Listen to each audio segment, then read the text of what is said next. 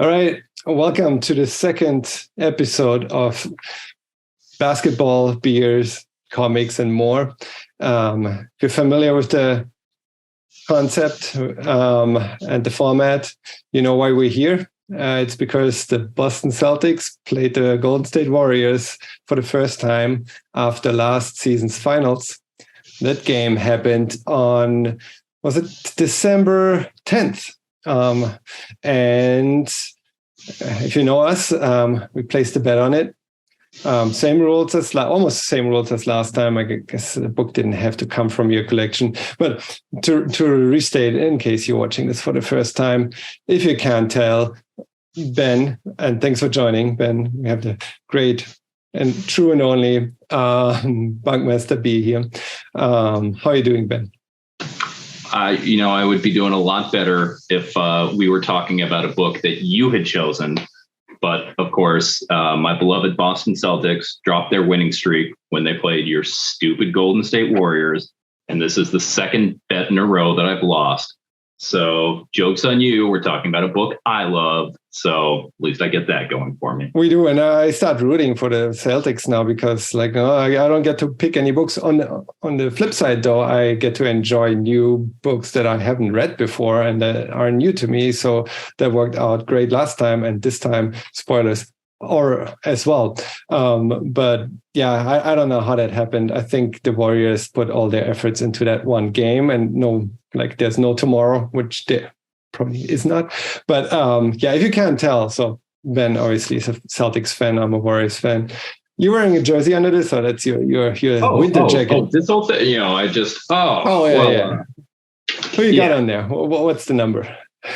Come on. It's if it comes to a jersey, I have the rule I don't wear anyone while they're still playing. So Larry Legend himself, I got another Larry Bird, and of course I've got my dog Legend here named after him. Hopefully we won't be hearing him throughout, but knowing him, we'll probably.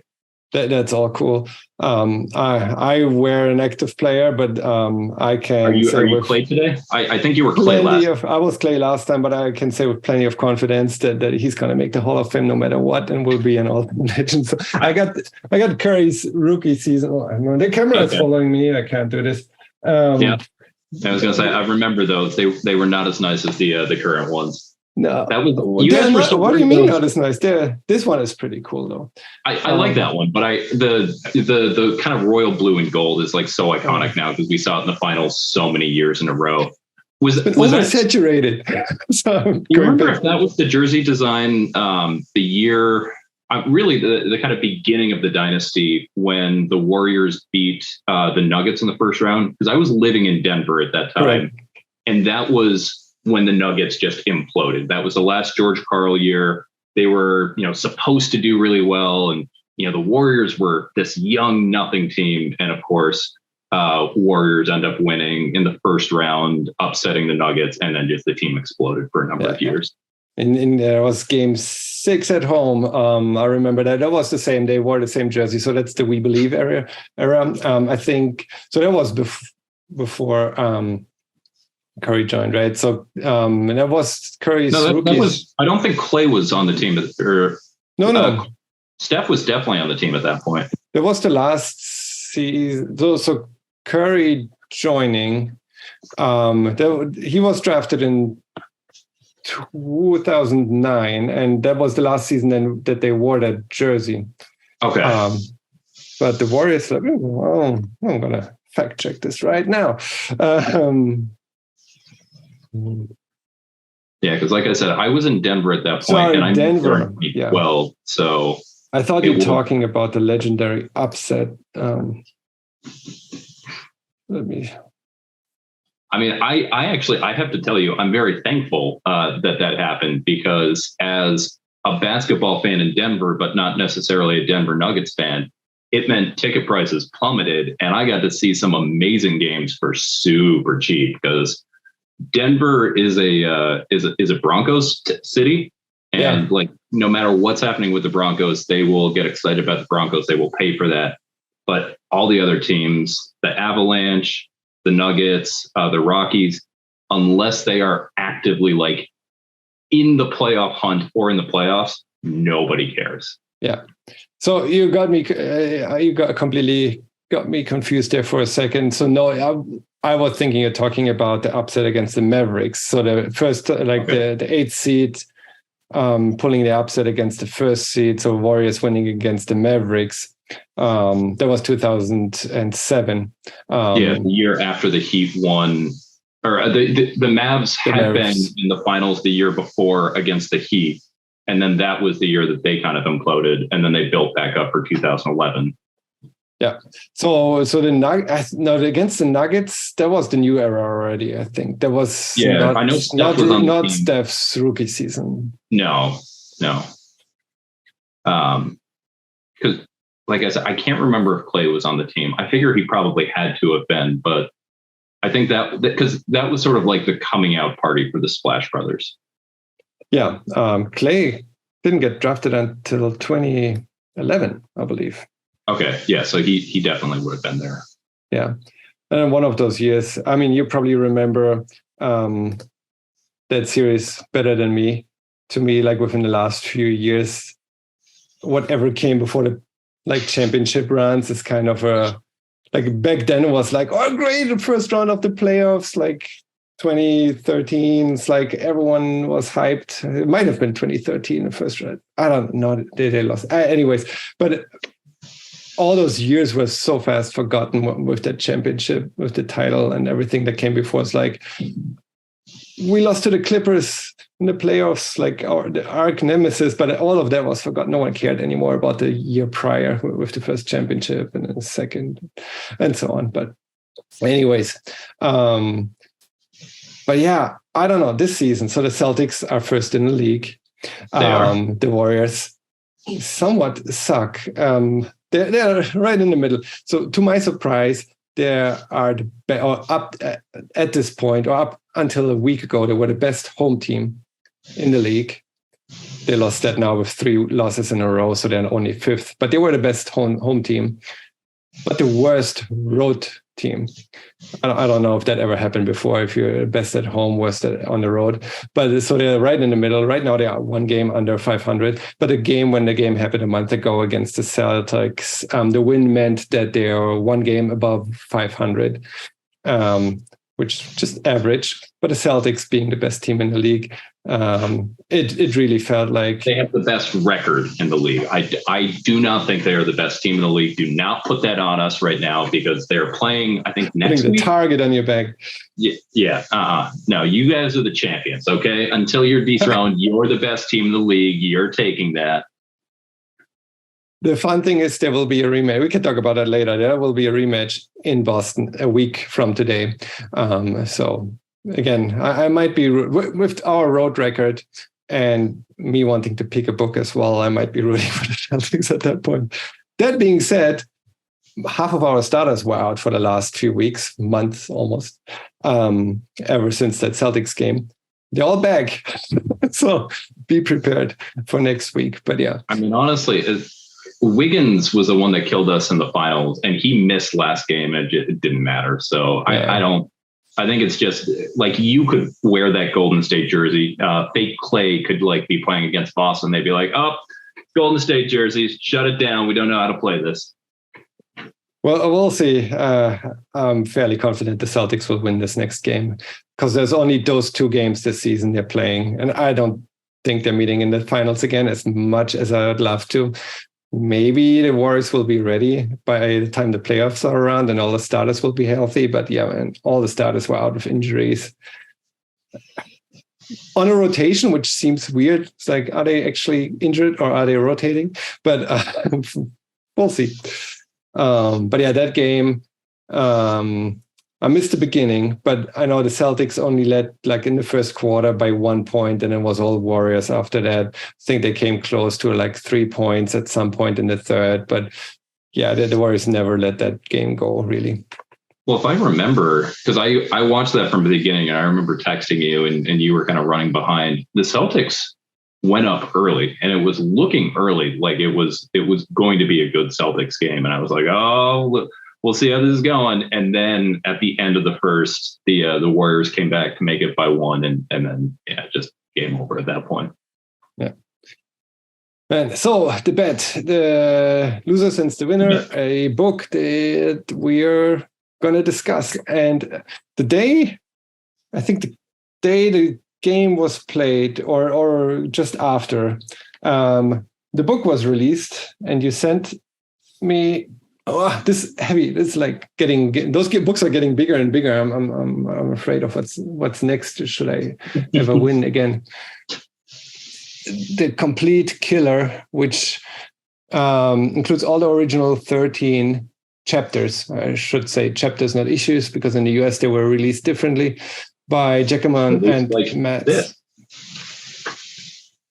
Nice. So are those half issues then that you have? Do you have like 26 of the 13 chapters? Yeah. So in Europe they were released as, they call them albums. So similar to like OGNs, but yeah. So you can see they when Archaea localized them, they split it. So this one right here, this is issue 5, and it's the Death Part 1, and then issue 6 was the Death Part 2. And at the time that these came out, and I was buying them, the second half, quote unquote, because then it went away, didn't exist.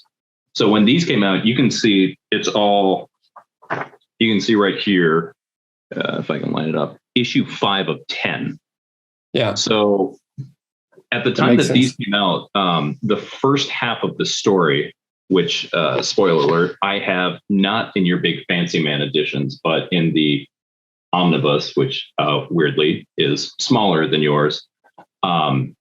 They all covered the story that's in here, and we'll kind of talk about how the series shifts and how in the complete one that you have, I really kind of think that there's 3 stories in there.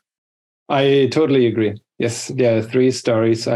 They're not segmented by 3. Like they don't tell you this is like part 1, part 2, part 3 with like 5 issues or 4 or 5 issues each.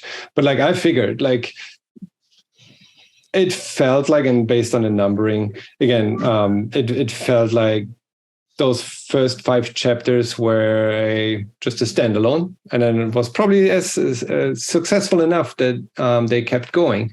But yeah, it was originally released by Arcadia. Oh no, by Castaman. Archaea. Sorry. Yeah, they're a subset of Boom at this point, which. At the time, Boom was still a pretty fledgling studio. If you look at the other things they were putting out, it's a lot of titles that you'd be like, what? That's a comic? Yeah. So Castaman brought it out in French, the original one, and then Archaea, the US translation, basically.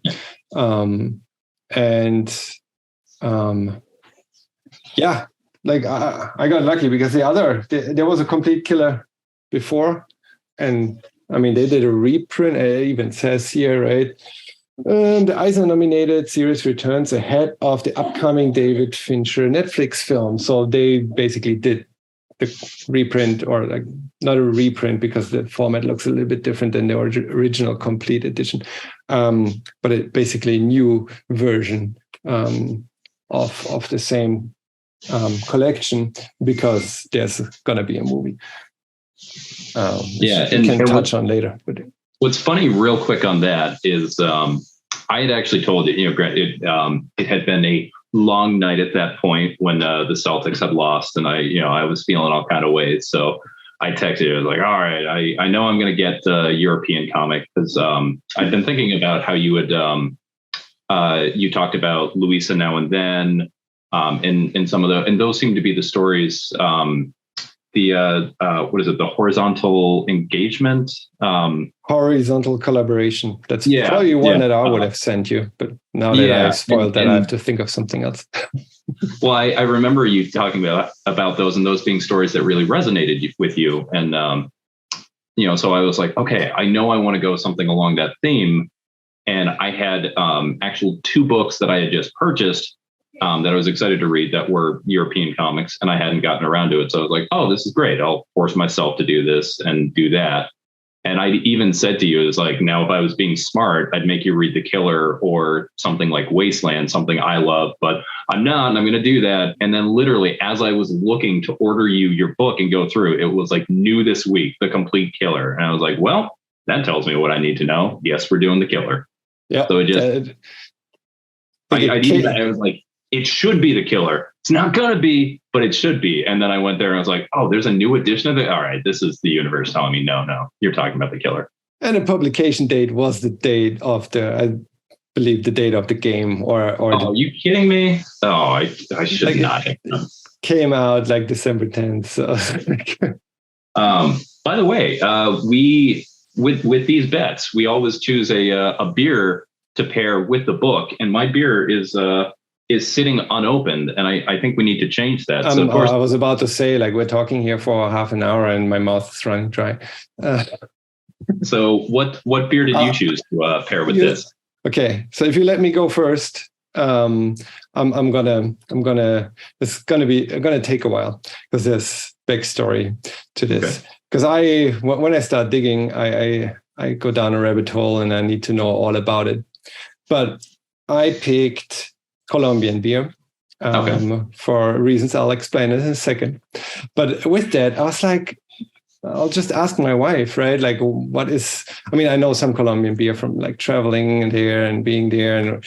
And it's like, what's the history? Like, where's this beer come from? Where does this come from? She's like, I know this beer is drunk in this region. It's all regional. And the reason why it stays regional is because they have to pay internal like customs to other states if they ship it. That's why it's like more expensive elsewhere, but certain beers are nationwide. Like, okay, like I'm going to do the proper research online. So short history on Colombian beer and beer brewing.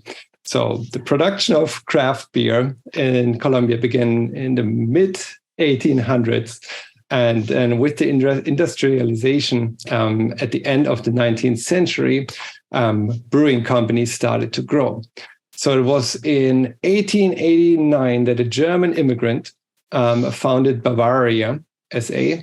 And it then grew soon and acquired many of its competitors, so that all the smaller craft breweries were bought up by Bavaria.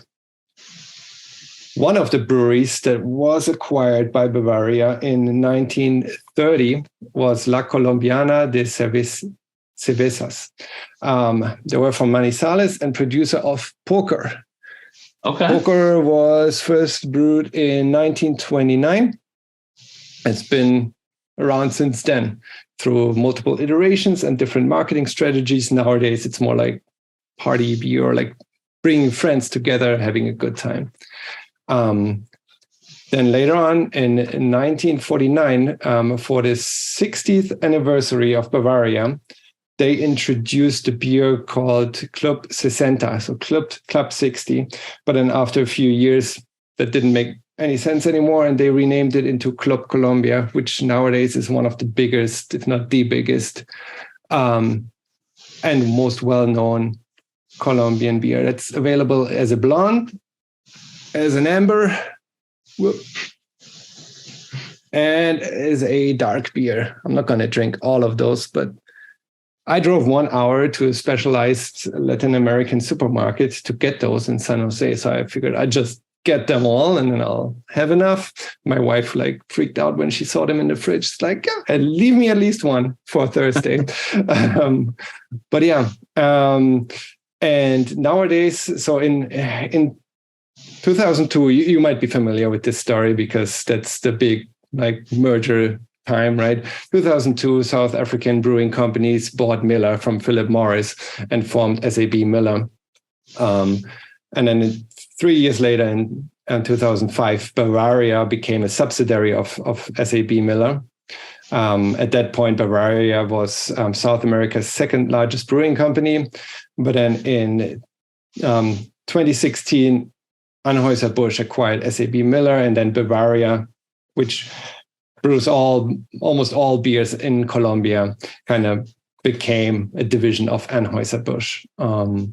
And yeah, the beers are still brewed in Colombia, but Well, the money goes basically to Anheuser.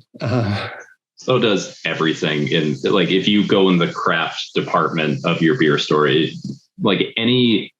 there was this trend that happened a few years ago where basically if you produced, it used to be like 100,000 barrels a year and you were a craft brewery, and then the threshold started getting lower. It's like you couldn't make any money because you were too big to be niche and your expenses were too high. So like any brewery brand that got like over a certain point, it just like your only avenue was to get acquired. So yeah, Anheuser-Busch owns everything. Like it is actively hard not to drink Anheuser-Busch InBev beer. They have like over 400 brands. Most of the German, like in Germany, like people don't even notice if you're not doing your research. Most of the main brands are all owned by them. Like, and they're all like competing with each other, and like it's all fake. Like it's just a marketing scheme, right? Like you have a different niche that you're gonna promote your beer in, but in the end, it's all the same.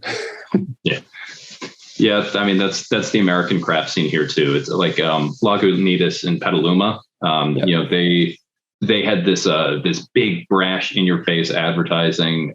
They got acquired a few years ago by Heineken. It just like, you know, the brewery that I used to work for, you know, we were a small regional brewery.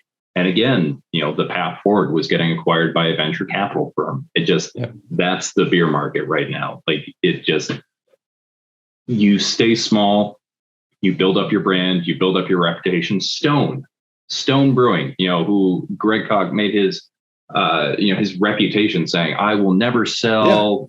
His beer is called Arrogant Bastard. It's, you know, I'm too big for this. They sold, you know, employee owned, Fat Tire, not Fat Tire. That's the New Belgium. They sold. They were employee owned. They were famously employee. It's the market. It's what it is. I did not know Stone sold. Like I posted a video 2 years ago of him saying like, I'll never sell. Oh yeah, no. He had this whole post and he was just like, where basically he was like hand washing that. And he was like, yeah, we all grow. We all evolve. It's just like, you're not the same person you were. I'm not the same person I was. And it's like, cool that you didn't say like, this version of myself will never sell. You said, I will never sell. He's not like, I want to own this. He's like, the reason I'm not selling is because I want to keep diversity. Like all the right reasons, keeping craft beer, and like not because of the money. And he was aware he had offers back then of millions of dollars to sell. Yeah. And, well, at some point you change your mind. You might, I don't know if he has kids, but it's like, gotta leave them something. But I also imagine that Stone is another one of those that got big enough to be in this nowhere land where it's just like Stone. It used to be like that was the good craft beer you'd go and get. Like you get a 22-ounce bomber of Arrogant Bastard and like, ooh, but now it's like, if you're looking for something new and exciting, you're not going for Stone. Like Stone's your dad's craft beer. Like you're going to see like Stone next to a Sam Adams and it's at just the grocery like, store.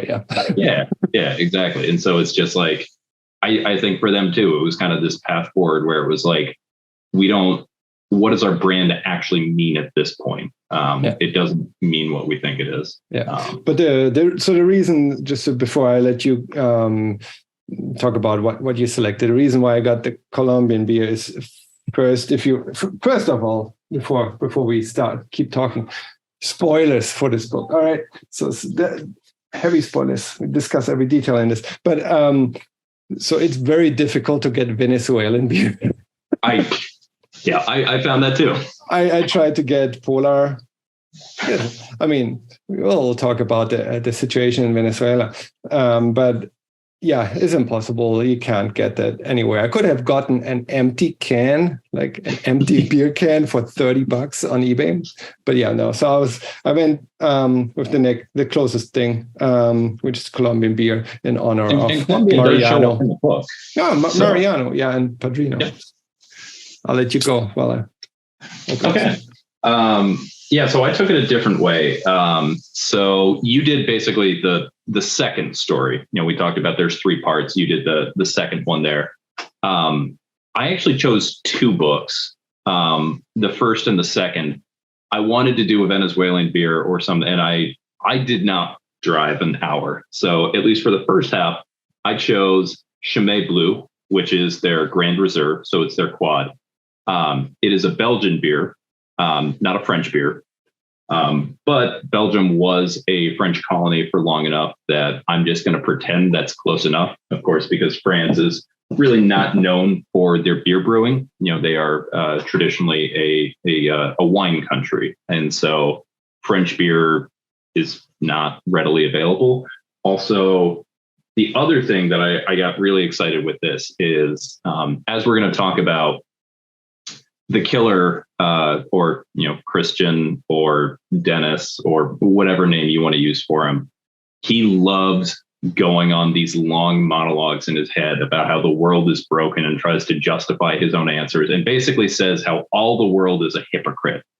And I really, really would love to see him freak out about the monks that brewed this. So this is a Trappist ale.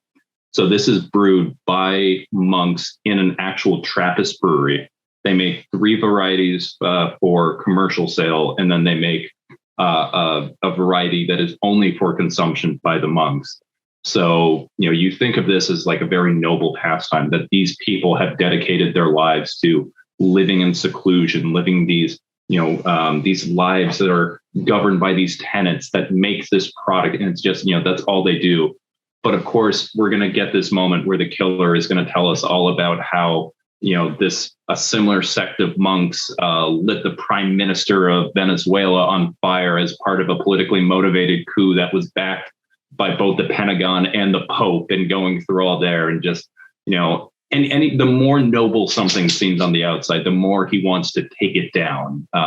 And so something like a Belgian Trappist ale was just too irresistible for me. And again, it's a French colony. Plus, nice. If you take the Belgian flag and you turn it on the side, you get the German flag. And of course... Oh, no. So I just had a discussion with my wife about this. Not discussion, because she's on the same page, but we talked about it. I don't know what Belgium... Oh, classmate of my son, like half Belgium. And they were like, oh, it's the same flag. It's like Belgium is yellow, Germany is gold. So it is different color. But yeah... My bad. I get you. I did not get the pen. What is it? The pastel, or like the exact pigment. Like, oh, sorry. It's 2 pigments off from that. Oh, good. Plus, the good French language comics all originate in Belgium. So all the Belgium writers, obviously with Matz, that's different. But yeah, the origin of Franco comics is Belgium, and they put out all the good stuff. So like I said, when we get to the second part, and I'm no longer drinking this, I actually do have another beer, and it's another beer that is meant specifically to troll the killer. But I will wait until we're at that part. But anyway, buddy, cheers. Yes, cheers. And I mean, the monks, you know the story. The monks just didn't have any food, so they brewed some stuff together, so it counted as a meal. So it's a saying still in Germany, that beer is a meal, can replace a meal because the nutrition in it. But it's how beer was first brewed by monks that needed to just not starve and survive, and all the nutrition kept them alive. So it's just drinking all day. Yeah, I actually I got to take part in an almsgiving ceremony in Thailand back about 20 years ago. But Asian monks typically do not have the same reverence for beer that European monks do. But same kind of idea, that it's just, you're living on bare sustenance. Oh, must be a life. Like if you don't do anything else but drink beer all day. I have not had May in so long, man. This is bringing me back. Nice.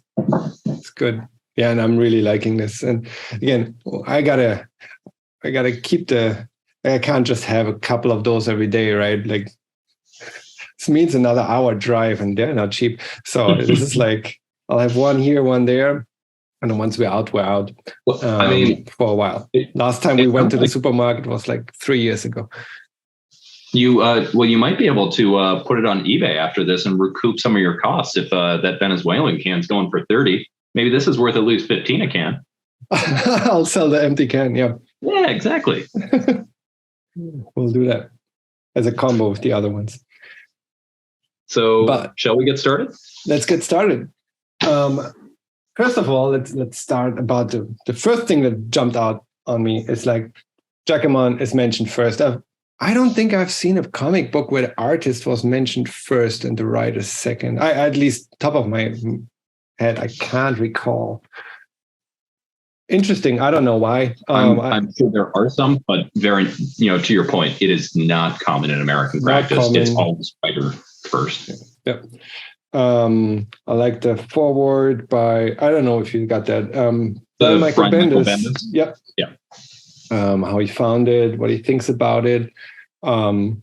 He thinks it's a character study. So, to some part, it's so many things. I don't even know. I took some notes, but I don't even know where to start. So let's start off light because there's so many things in there that I want to discuss.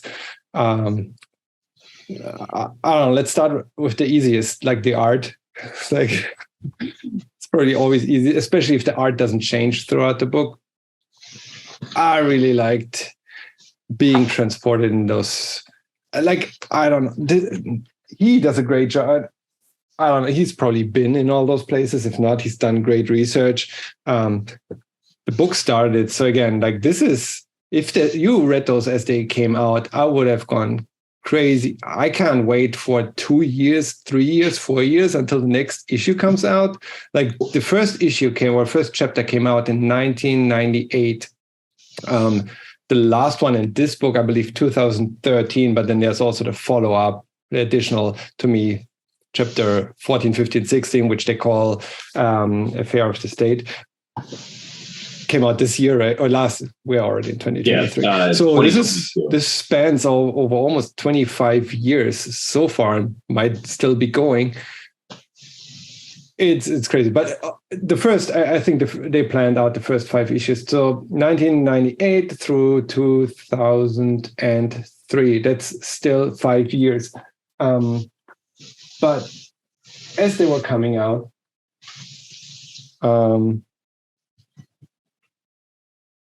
I think actually going back now in chapter 1, the art changed a little bit. He got more clear afterwards. Yeah, I mean, if you look at the first depiction of the killer himself, you can see his hairline, his eyebrows.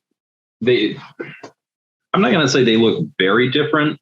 His nose definitely looks different.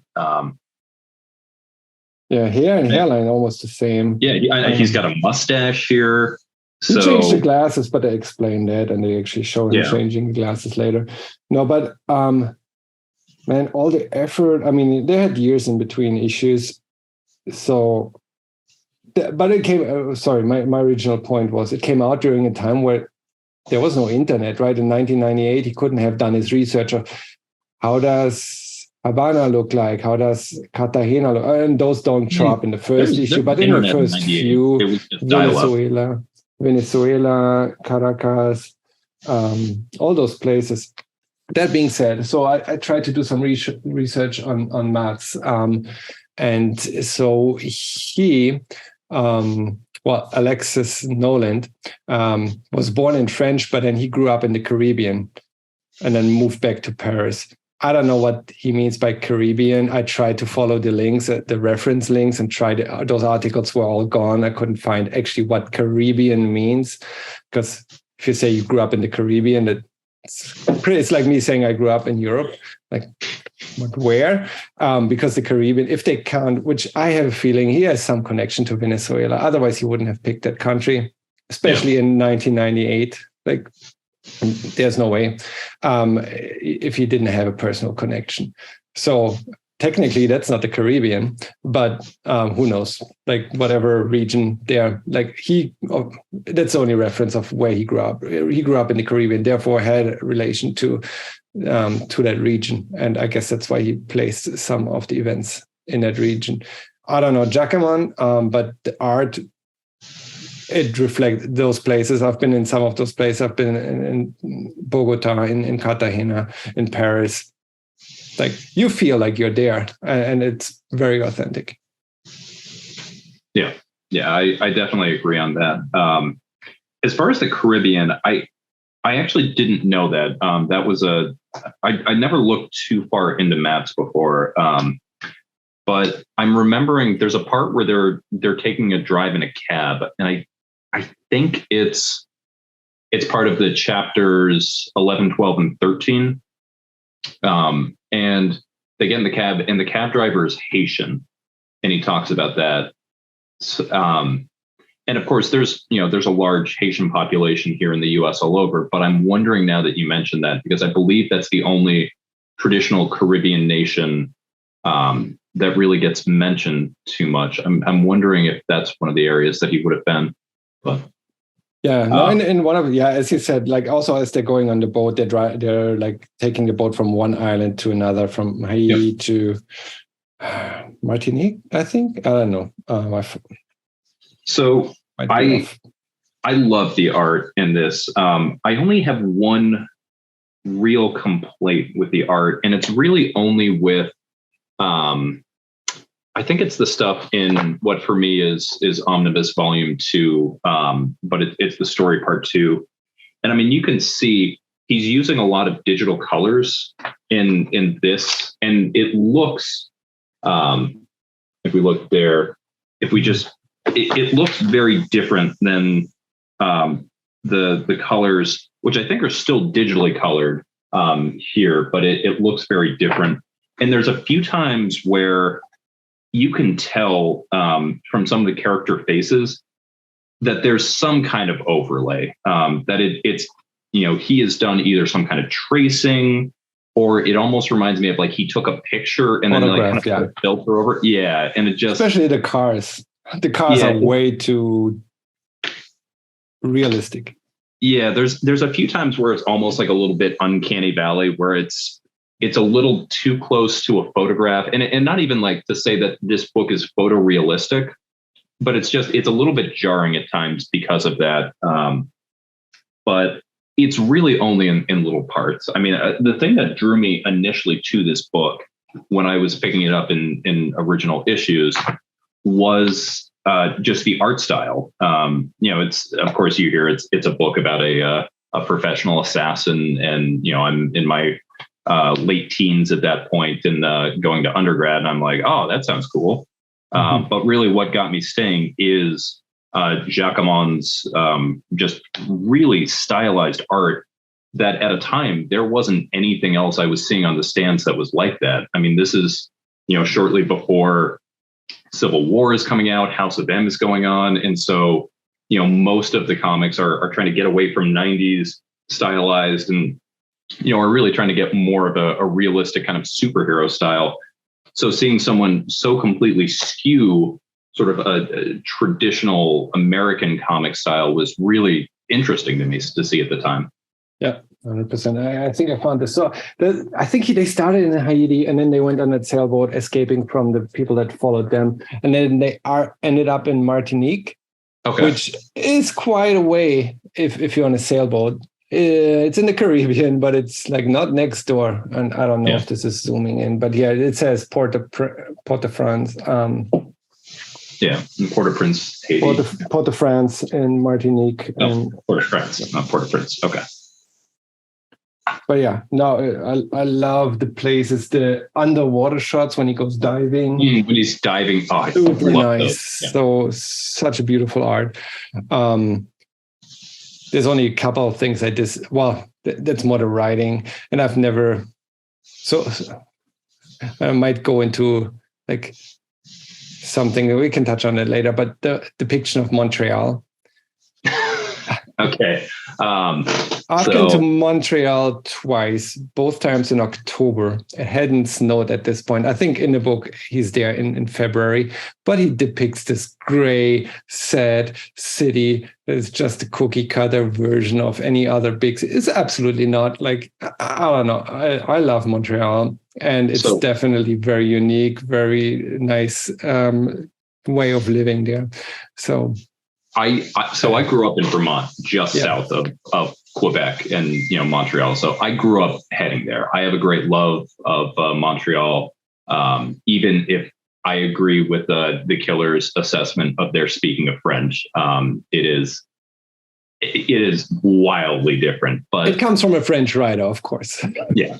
But so I think part of that is supposed to be that the depiction of the city is mirroring the killer's depiction of it. Because even Mariano calls him out on that. And he's just like, dude, you're being ridiculous. But if we're talking about Montreal right now, my second half book is La Fin du Monde from Unibrew, which is a brewery in Montreal. Again, partly just to troll the killer that, I'm going to be drinking a Montreal beer. And then second, it's La Fin du Monde, the end of the world. The killer is basically saying the world is all ending anyway. So what's it all matter? So, so that'll be, I guess, I'll be alternating for that one next. I love it. I love Montreal. I love it. But I'm sorry I spoiled your surprise. Like as I pointed it out, I guess that was the surprise right there. But that's awesome. Let's talk about a book, maybe in the sections that you described. So the first part, chapters 1 through 5, completely different to the second part, and the third part is kind of more follow-up. But 1 through 5, I kind of feel those were just an introduction. That was more like what Ben described as character study, kind of like the intro, like this intro of the hitman that is the killer. We don't get a name at this point. What he does, what he likes, dislikes, what his rules are for himself. He likes to not get into other people's business. He takes on jobs, but he doesn't care about what it is about. He cares only about the money. Like he makes sure he's mentioning that multiple times in his own narration, or basically the narration of this book is from his perspective. But that's the intro of him as a hitman, taking on different jobs. And right from the start, like issue 1, you get him saying he's professional, saying he is after the money. He knows he has his drill, his routine. But as he's saying that, he's getting more and more impatient, dropping his own rules, not following his routine, as he's like, I've been waiting here, I'm going crazy. Like you get an insight into his brain, into his mind of what he thinks and how he's growing more and more impatient as his target doesn't show up where he's stalking out and waiting for him. So, when I think of the first 5 chapters in general, I think I think of it as being sort of a conspiracy thriller, and I actually think of it very much being in the vein of 13, which I believe is a Belgian comic. It was adapted. Marvel published a few of them, but it's very much in that vein where he's working through different jobs, and we get a little bit of him as it's going. But then there's this rattling nest of who's really pulling the strings, who's setting up these jobs. But to your point about him kind of unraveling with that, I think there's a really, really important moment that happens fairly early on.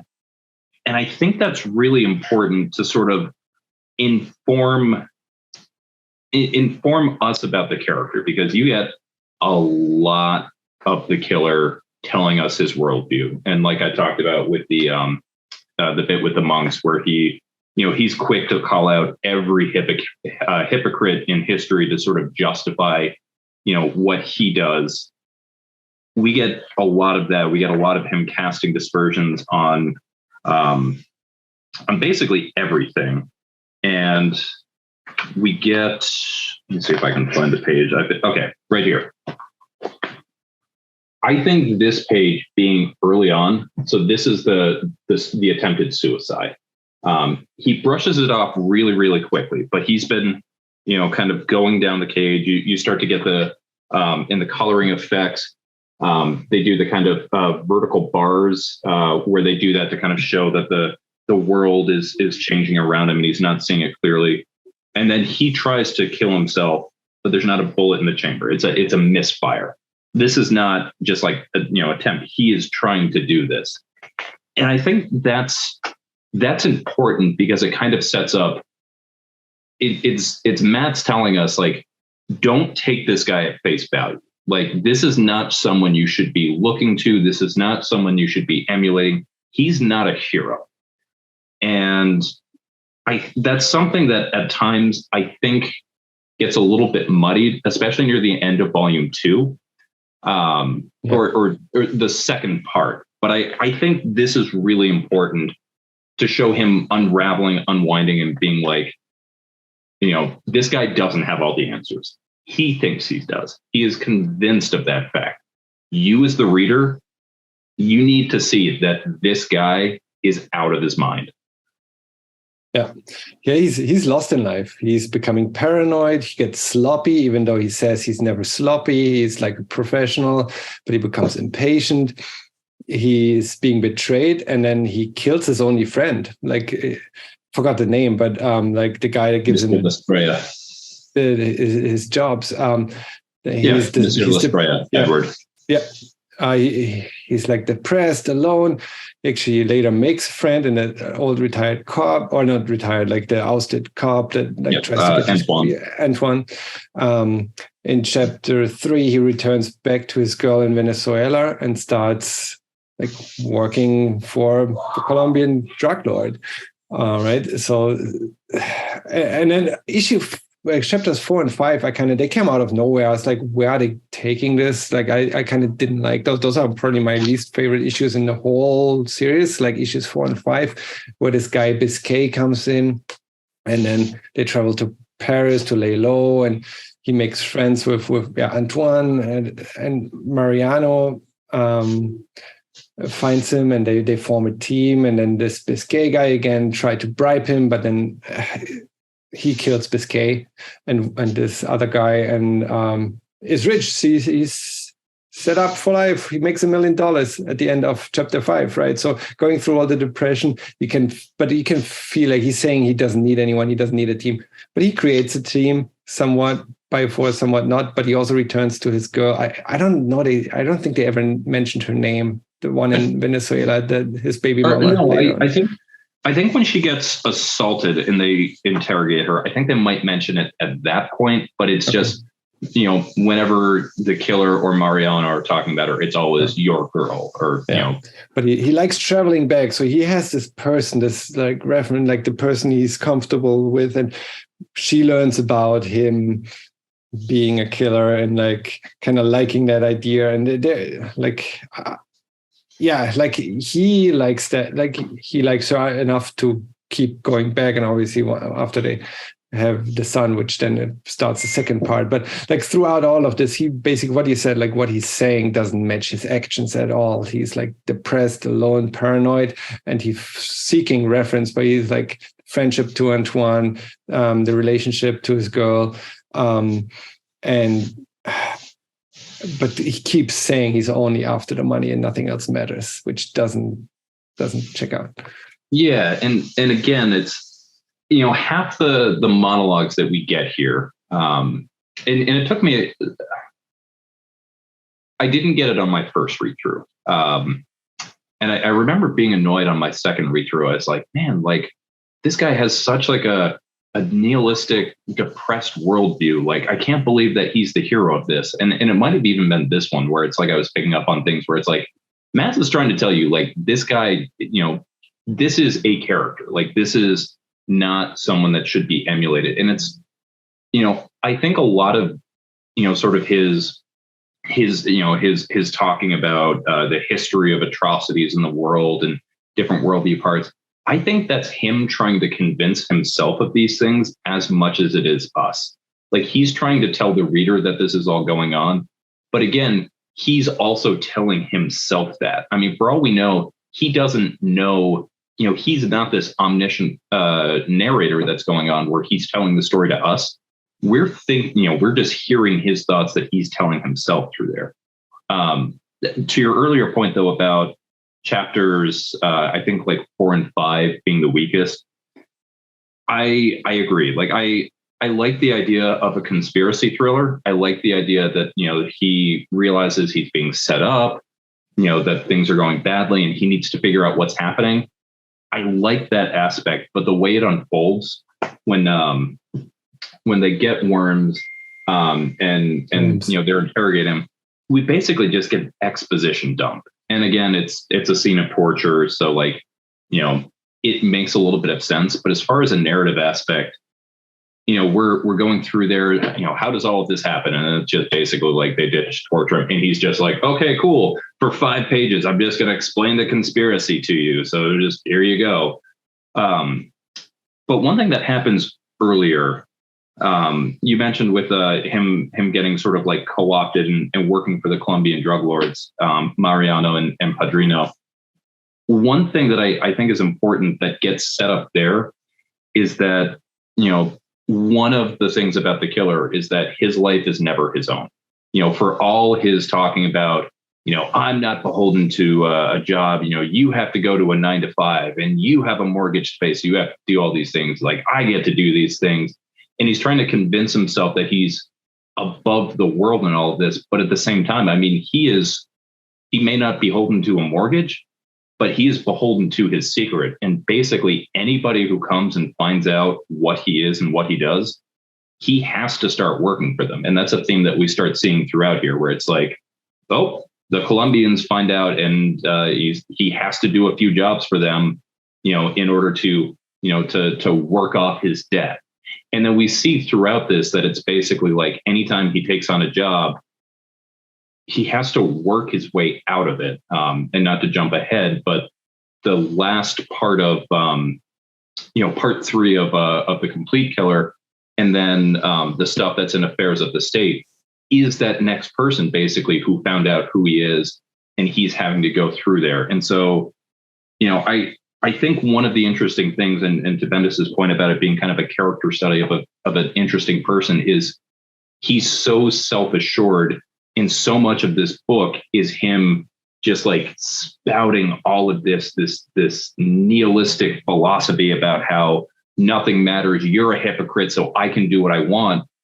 And then his actions not matching up with all of the things that he's saying. And I personally, I think that's very interesting. It is. I have a little bit, not different take, but maybe an alternative opinion, because I do think that the killer represents Matz's ideas. Like I do believe that Matz has, in the beginning, in the first part of the book, had those ideas. And they might go into the second part already, but like Venezuela is a great place. Cuba later on is a great place. This anti-authoritarian worldview, I think comes from Matz, because later on you realize how he abandons that, and how in then Affairs of the State he twists it and kind of makes fun of either himself or of the killer for having that worldview. But I do believe Matz started out with, like, at least with regards to the geopolitical stuff, really picks up in the second part. But the ideas and the approach to the world that the killer has, kind of representing Matt's ideas and his worldview, and because there's so many things later on that he pivots on that are influenced. That's what I love about this book, that it came out over 25 years while the world is changing, while certain things are happening. And again, he didn't realize it at this time, when in the first few issues he picked Venezuela, and out of all countries picked Venezuela, that probably has gone through the most change of any other country within the last decade or 2 decades. And as he has to pivot from his worldview to what's actually happening. With regards to Christian, the killer, he should have, because I agree with what you said. He's always like, there's always someone who has him on the hook, can blackmail him, can arrest him, can kill him if he doesn't work for them. other than the end of the first part. So the end of chapter 5, he could have retired. He actually retired, I think, for 4 years. Chapter 6 starts with 4 years later. He could have retired there. He made $1 million. He could have been set for life, especially in Venezuela, and lived a good life with his family and be fine. He decided to come back on his own. Him not retiring at this point screwed up the rest of his life, or not screwed it up, but made him being that bitch to every other contractor that comes approaching him that has something against it, or that kind of blackmails him into doing jobs for them. So I definitely agree that that there is some aspect of Matz's personal philosophy, especially in the earlier volume, that does mirror what Christian is saying. But I think Christian is sort of that taken to its extreme. I mean, I've seen, for instance, an autographed copy of The Killer, where the inscription is something along the way of don't get sucked into the killer's way of thinking. And it's Matz. And so, in true, when you look at a series that's over 20 years, you have a lot of time to reflect on what you've thought before. If I went back 20 years and looked at my worldview and thought about where I am and what I'm doing, obviously I'm in a very different place than where I was then. But so one thing I do want to ask though, because you talk about how his fatal flaw in volume 2 is that he accepts that job. And, he talks about how basically he's stir crazy. He starts this family, he has this life, but he's not getting to do the things that he used to. So he's just living a quiet life at home. But the only way that he even gets approached for the job is his connection to the Colombian cartel. So with that, and what we know about this constant theme of it almost being conscripted by the next employer, do you actually think he if he had declined that job, do you think that retirement is possible for a character like this? Well, it's possible. Would it have made him happy? Probably not. But so you think if he does not take that second job, you don't think there's going to be a time when the Colombian cartel comes to him and they're basically we need you, you're coming with us? No, there's no way. Because also, I mean, at this point, he doesn't know, but the Colombian cartels are breaking apart at this point, and this time of the story, as they are written again, that's why it started in the 90s. That's the worst, the peak time, late 80s, early 90s. That's the height of Colombian drug cartels, Medellin, Cali cartel. That's the peak. From there on, after Pablo Escobar's death, stuff starts falling apart. They're operating more in the background. They don't want to be exposed. And they would not have come for him. There was more of a favor, especially with the twist. That's why he builds it. Matz has lots of knowledge around geopolitical relations and things going on in the world. That's why Mariano wants to pivot later on. That's what's happening in the real world. They have to pivot. Colombia nowadays is an open country. It's not dangerous at all. There is no drug wars on the streets. There's no danger of a car bomb going off like it was in the early 90s. So it's even the FARC has agreed to peace, the paramilitaries as well. The war has ended. It went on for 50 years and it's over. So with that, they're pivoting, and that's what's happening later with Mariano. They would have not pulled him in. He would have retired. He would have been fine. His flaws. He goes in, the first job he's taking on, and we're going to the second part of the book where it really takes off for me. The geopolitical. That's absolutely, and I love this part and how it sets up things for later that Matz didn't know would set up things for later. Because again, no one could have known what happened to Venezuela later. But where he really ties him to Cuba and to Venezuela. And him taking on that job and him realizing too late that he's being hired to destabilize the country that he loves so dearly. Like, it's probably his favorite place in the world is with his family in Venezuela. His retreat, his safe harbor. And he's being contracted, and he realizes too late to destabilize it. He does it. He's killing the nun that's triggering the protests, the riots, and it basically, like causes havoc in the government for Venezuela that they don't recover from. So it's interesting how he ties that to his book, where he makes basically the assassination the cause and not actually blaming Hugo Chavez, who has caused the downfall. And later on Maduro, which I guess we're getting at this point. That's why I'm like, this is so interesting, because once 2015, once it's clear, like Venezuela is at its worst, 7 million people leaving the country. Affairs of the State doesn't mention Venezuela, I think, in one word. It's not even being covered. He completely ignores it because either the subject is too touchy or he completely feels being disproved by his political ideology. Because in the book, in that part where he talks about Cuba and about Castro and about Venezuela and about China, even like talks about China in a positive way, he makes the point, and multiple times the point, that those political systems can work, and that this is a valid alternative to open democracy, which I think Matz is convinced of. Otherwise, he wouldn't have described it in that much detail with that much convincing writing backed by facts that, Castro wasn't all bad. Like, again, there's this American worldview of like sanctions on Cuba. Cuba is like, this is one of the worst places. When I graduated from I did went to university and did my bachelor's degree. We had an exchange program. Folks went for like multiple months over the summer, had an exchange with the University of Havana.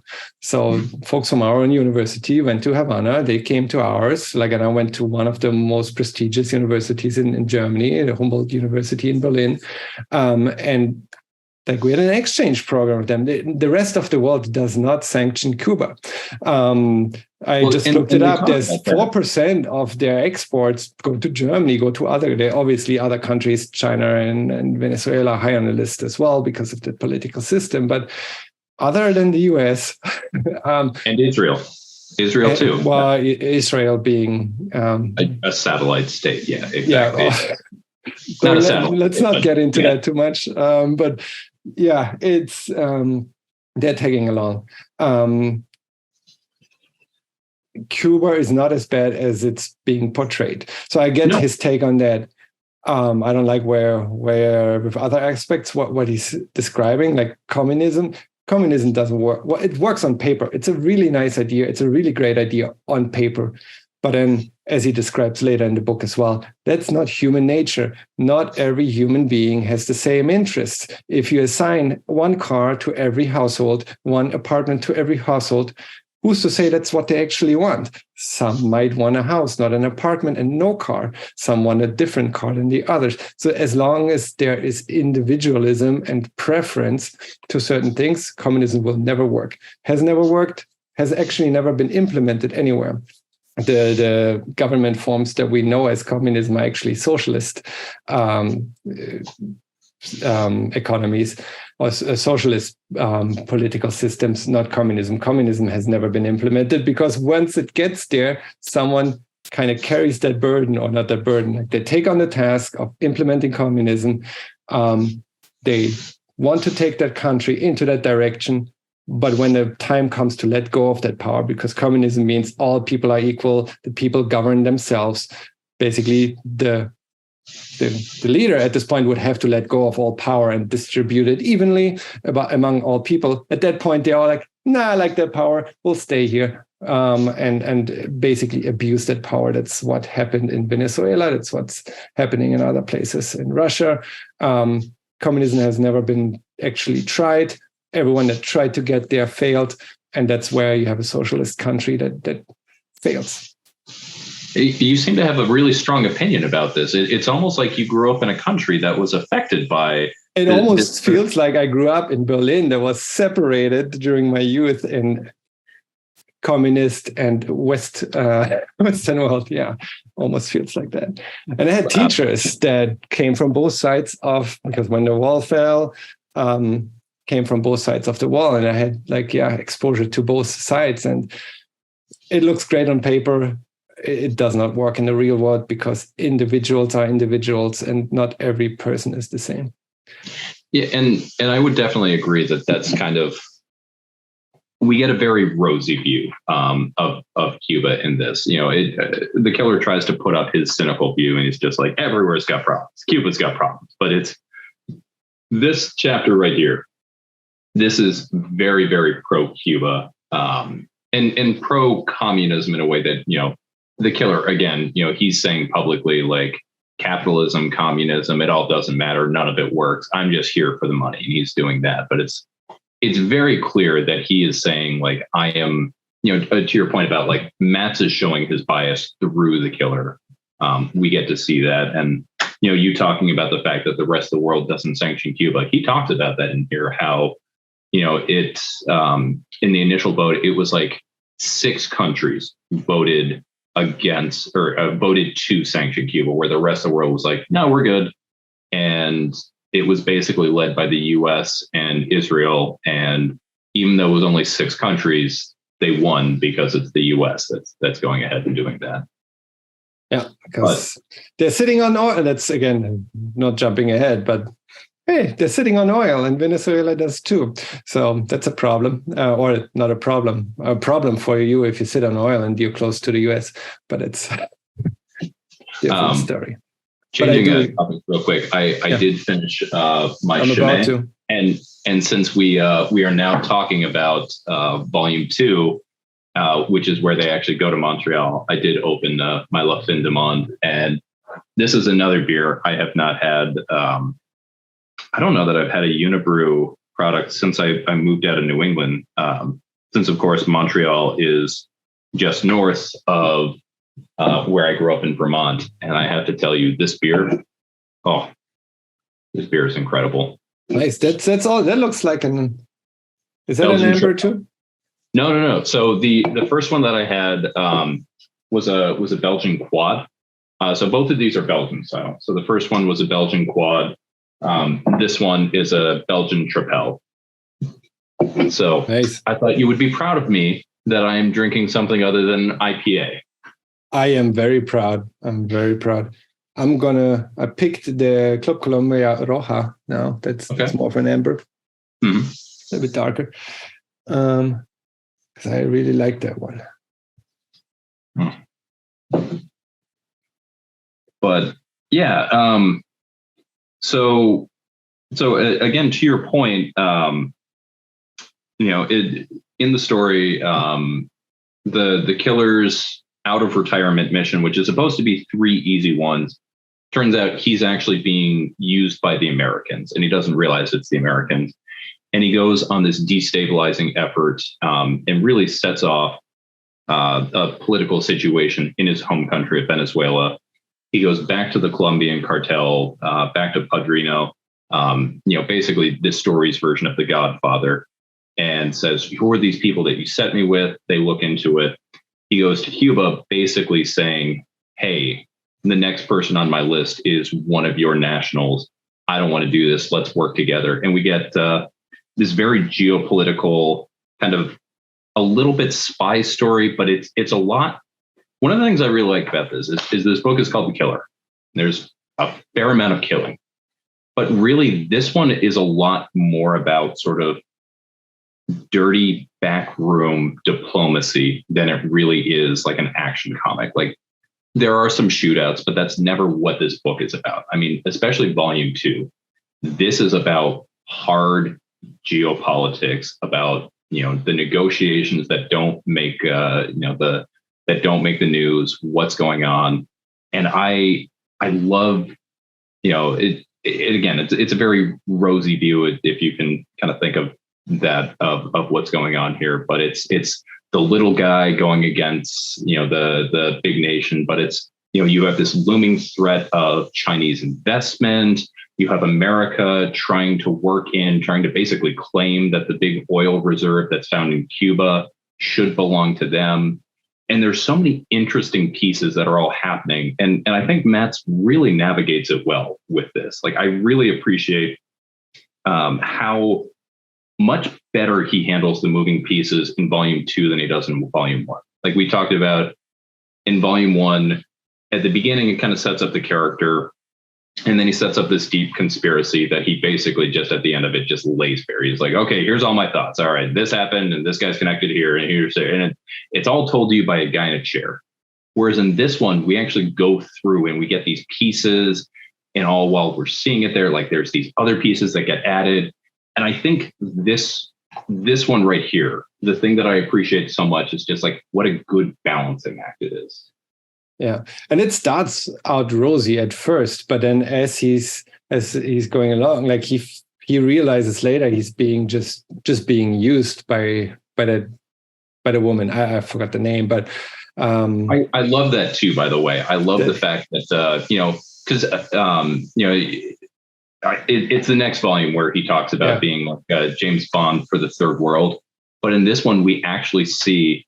I can't remember her name either, but she's basically a Cuban special intelligence officer, and Katya, Karina, Katya, something with Katya.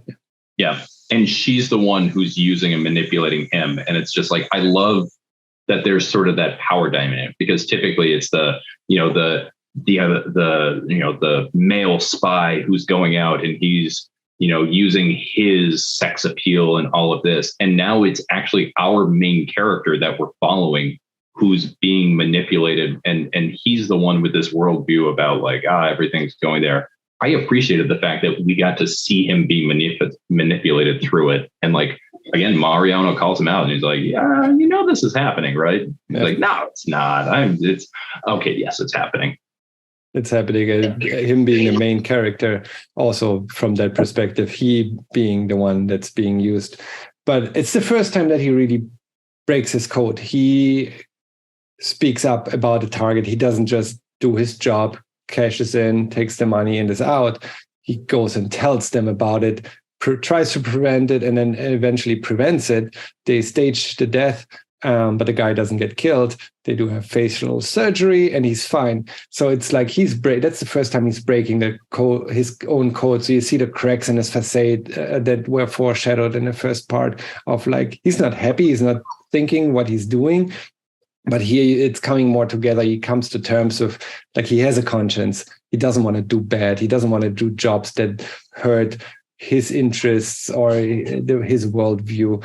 And all, again, based on real events, like Cuba and Venezuela have been trying, or Cuba is like sitting on oil and they're trying to contract, because they don't have the money, contract drilling companies from all over the world.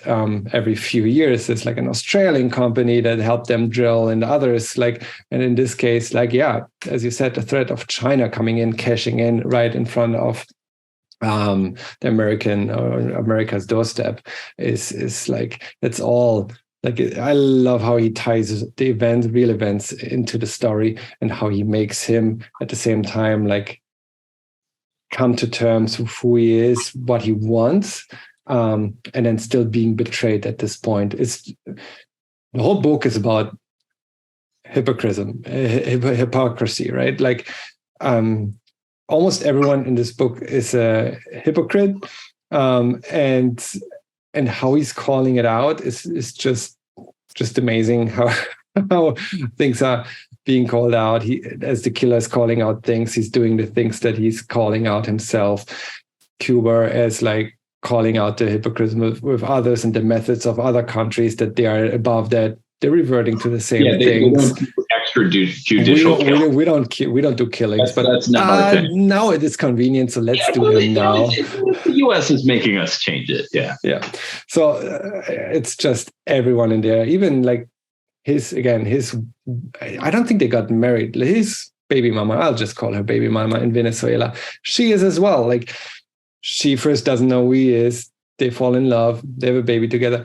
When he tells her, or she learns that he's a killer, an assassin, she actually smirks. So you can tell she likes the idea. She's like, oh, this is interesting and cool. But later, again, not to jump ahead, but she kicks him out for the same reason. Like, oh, this is too dangerous. If you're sticking around, please go. So it's like the hypocrisy. A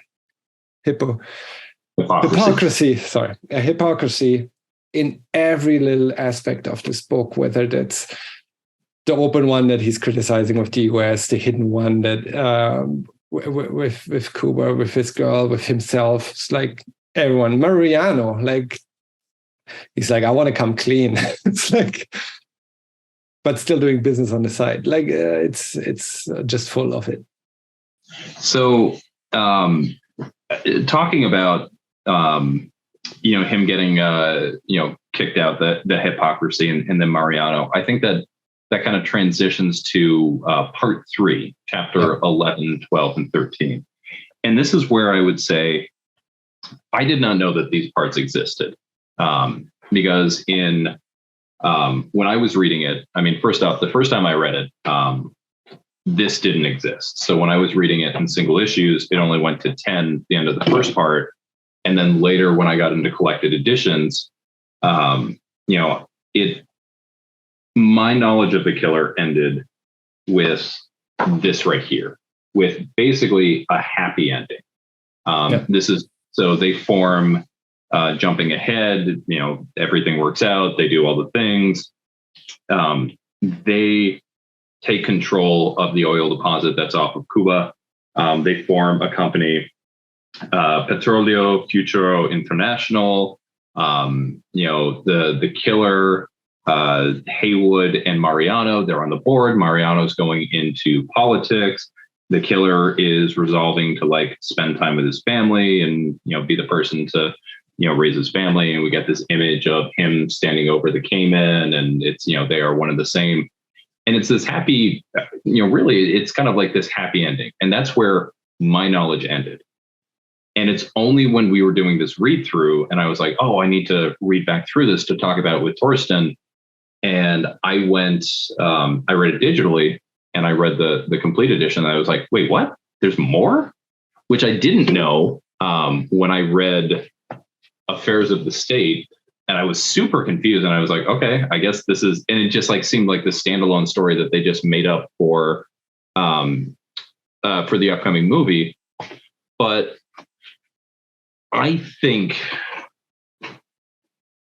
so reflecting, when I was reading those last 3 chapters, I thought that was, at the time, maybe the weakest story that I had read. But I think it's an important story. And again, I think it's important, and I think it probably goes back to Matz's changing view, because I think it shows that these are not heroes. The people that we're reading about, these guys don't get happy endings. The way that they got there, they don't just walk away from that and they give in to the better angels of their life. Mariano, he goes into politics.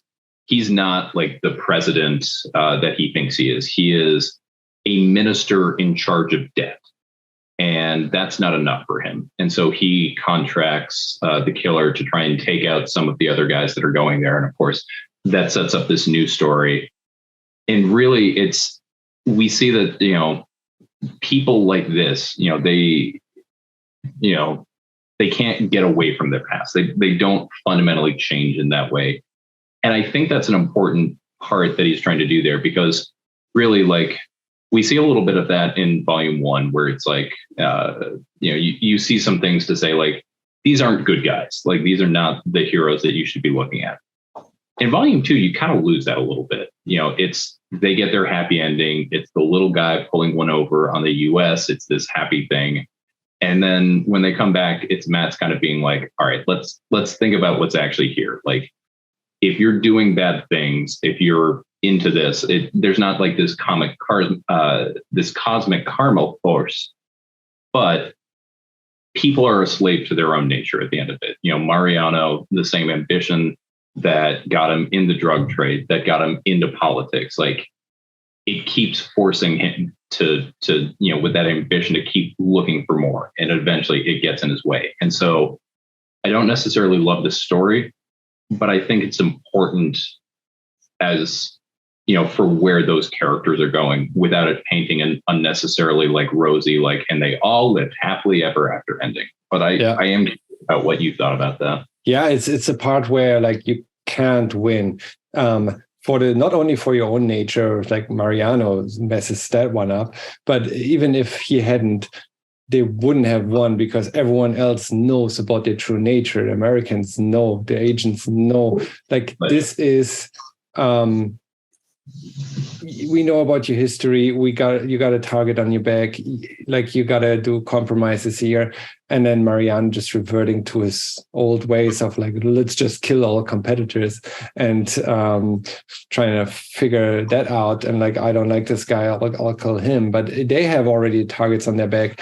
The French government is tailing them. We'll find that out later who they are. But like, for the last 2 chapters, they've been tailing the killer. So he already is on their target list. They wouldn't have succeeded no matter what. Mariano messing it up is just like the internal. They had to get rid of Mariano at some point to set up affairs at the state. But it's just the transition of from them being underground criminals to like now businessmen with the bad background and still doing bad things. But like, so does everyone else, like in their world. But other players know about them, and they would not have lasted long either way, because he couldn't shake the French government. Like, he couldn't shake them through the Caribbean, through the south of Chile. He was not going to get rid of them, and that would have not been any different had the company stayed in place, and they would have been businessmen and continued what they're doing. That would have fallen apart either way. But it underlines that, like, in this business, you can't trust anyone, not even your closest partner that you built a business with, like Mariano, that he betrays his own ways. Like, he goes against his code, against what Padrino told him. Like, he betrays basically the codex of his own family, of his friends, like everyone. So one foul apple in a basket, right? So you have this things turning against them being businessmen, and it's coming from all sides. And that transition, I think, is necessary to take the next step there. But it's also, again, as it's written in 2013, stepping back from that connection as his baby mama's kicking him out of Venezuela. He's not going to go back there. Like, he's out. Like, that's it. I think that's the last we've seen of Venezuela. Maybe, who knows what they have planned. But for now, for the 16 chapters that we have, it's not a thing. In Appearance of the State, I think he references his family, but I don't know if he even mentions Venezuela by name. And to your point, I think it's Matz kind of stepping back and being like, okay, so maybe Venezuela isn't quite the way I predicted. You can't even go back there for your holiday home. That's probably state-owned by now. So, but I think it sets up Affairs of the State nicely. Makes that transition, and then this completes the complete killer. I was very interested in how it continues, so I did on my own go out and got Affairs of the State. I know you mentioned that came out. You got those in single issues, 6 single issues in the US. Yeah. So this is it's the same thing. I don't know if it breaks it down. It's a little bit different. 3 albums, so it's again that 3 chapters, and each one of these is half a chapter that goes beyond there. It is a little bit different because this is Hickman style. You don't even get the covers anymore in between. In the Complete Killer, you have the covers, and you have like the I reread it digitally, and it was like that same thing. Like in the digital file, I don't know if it does it in there, but in the break in between each of the albums, it's like when you go onto a new one, the only signifier you get is that like the one, like it's bold in bold type in one, and then okay, so but this is basically the end of chapter 1 of Affairs of the State, and that's the beginning of the second chapter. You don't have any transit, like, I mean, the story goes nicely from one chapter to another, but there's no covers anymore. The only thing is, if you take a look at what is that name, local, because in this one, in the issues they don't break it down between it. It's just issue 1, 2, 3. But it's like chapter 1 is negative treatment, chapter 2 local networks, and then chapter 3 independent. When it goes on to like local networks, the first page of local networks is in bold, and then you go and the next time it's local networks. It's just it's the same font size, it's the same color, it's just not in bold. So they're like, the idea is that it's one continuous story without breaks, the same way that if you're reading it in here, if you're reading it in Complete Killer, the albums aren't necessarily meant to be broken. So it's like this is this and this. Yeah. But how did you like that series, the follow-up, the Affairs of the State, compared to the Complete Killer? So I told you. So I've read this now twice, and I had. Even though like I've read it twice, very, very like close to each other. But I've had two different experiences reading it. The first time I read it, it felt very superfluous. And it was just like, it just felt like they were writing a killer story to make a new killer story. And it didn't feel like it needed to be written. And I was just like, I don't really get this. I don't know why all of these choices are made. And so I was like, I don't know, it's good, I guess, but I don't know why they did this. And then when I read it this time to get ready for this, and I realized that there were those 3 chapters that were part of the Complete Killer that aren't in the omnibus because they were written after that, where you get that moment where he's hiding out and he's trying to like stay away from the French authorities. It made a lot more sense to me because I was like, this doesn't feel like the killer. I was like, what happened to PFI? What happened to Mariano? What happened to Haywood? And like, they don't really mention it. The only thing that they say is like, I'm not in Venezuela anymore. And that's like all there is. And so the second time that I read it, I did so with that knowledge. So I got a little bit more. I still don't think this is a necessary story. I still think this is a story that they wrote basically so that there could be new killer content ahead of the upcoming movie. But I appreciated it more. And I appreciate the fact that this is the first time really we get sort of a wider story. Like this is, I think it's important, or like it makes sense. I mean, the first killer story, and I don't have those issues here with me right now, but the first killer story is it's the killer Longfire. But at least the way that it appears here in America is just there's the Killer Volume 1, the Killer Volume 2. When it came out as issues, it's the Killer, and this is part of the Vicious Circle storyline, but this is issue 4 of 10, so on and so forth. This one feels like it's a different series. So this is the Killer Affairs of the State. It feels like it's a different story. It feels like it has a different scope. It has a different view. But once I had a little bit more of that background of the 3 chapters where he's left Venezuela, he's on the run from the French government, and it makes sense there. I'm like, okay, I kind of get it. So I would say I enjoyed this series. I don't think it needed to happen. I don't think we needed this series, but I liked it. What about you?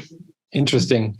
It absolutely needed to happen, in my opinion. It's a perfect conclusion. If he doesn't write any more killer, I'm perfectly happy, because to me, this should be the end. I'll tell you why. So first, when I started reading it, the first 2 chapters in this, so again, to me, this could be all one. Like if they ever bring out an omnibus, this should be all one, like 16 chapters, because this is a continuation of this. Like after chapters 13, this is 14, 15, 16.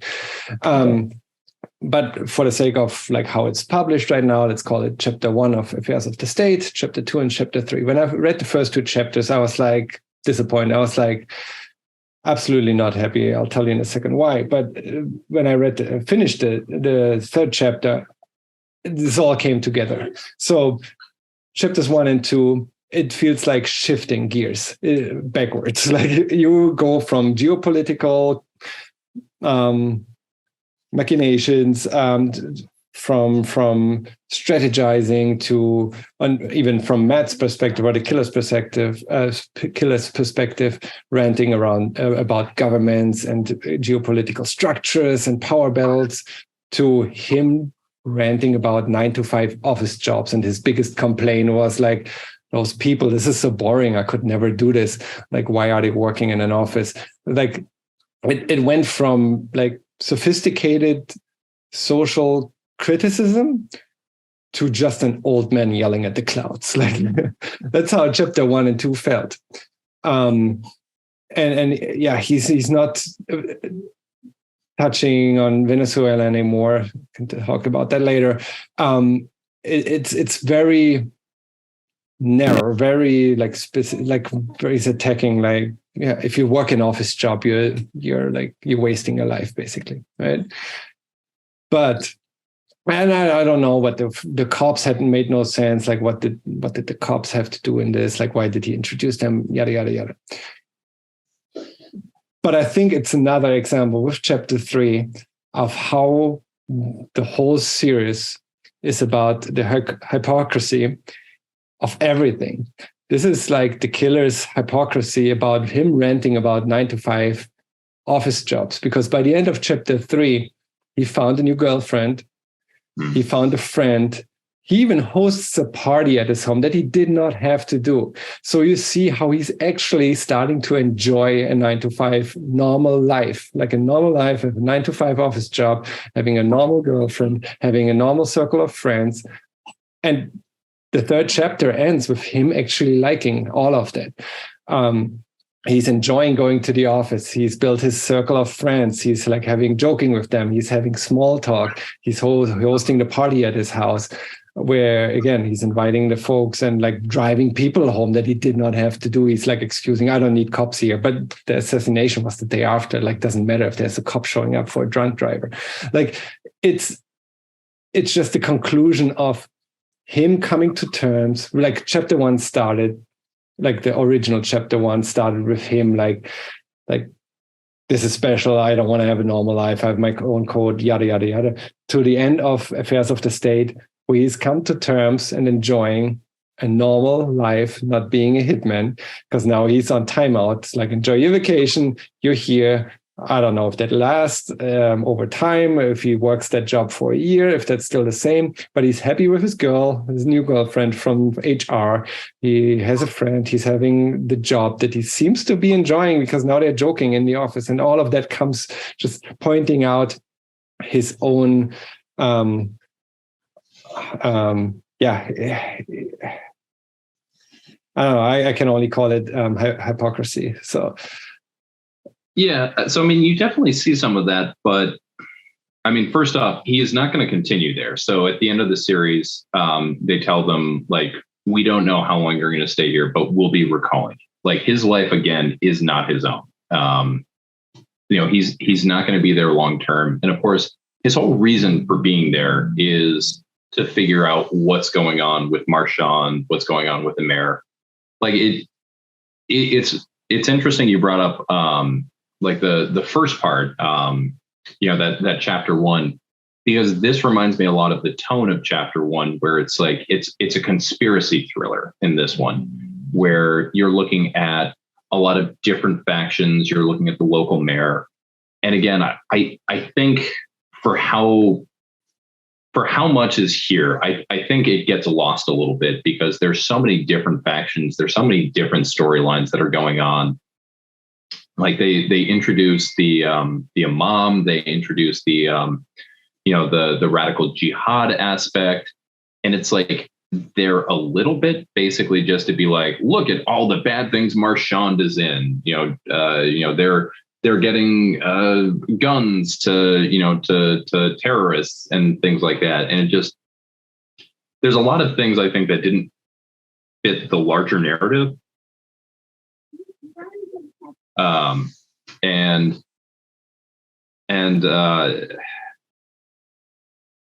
don't know. I think I enjoyed the story on the whole, but it definitely, it's not as clean as the earlier ones. And again, I do think it feels a little superfluous. And I don't personally feel that this is an ending point. Like this is a stopgap for him. It's again a part of his life. He's going to get recalled by Barbara to the next mission. He's going to be there. And you're going to hear him say, "Oh, thank God I'm not doing that anymore. If I had to upload one more spreadsheet, I don't think I could take it anymore." And he's not going to have any kind of realization about the fact that he actually was finding some sort of enjoyment in that particular life. It's not going to lead to any sort of character fulfillment. Whatever he might have felt while he was there, whatever connection he was doing, like he's going to tell himself, "Oh, I was doing that for the mission." And that's going to be as far as it goes. He might have to, because as you said, if they recall him, like if they continue with their team, then he'll have to.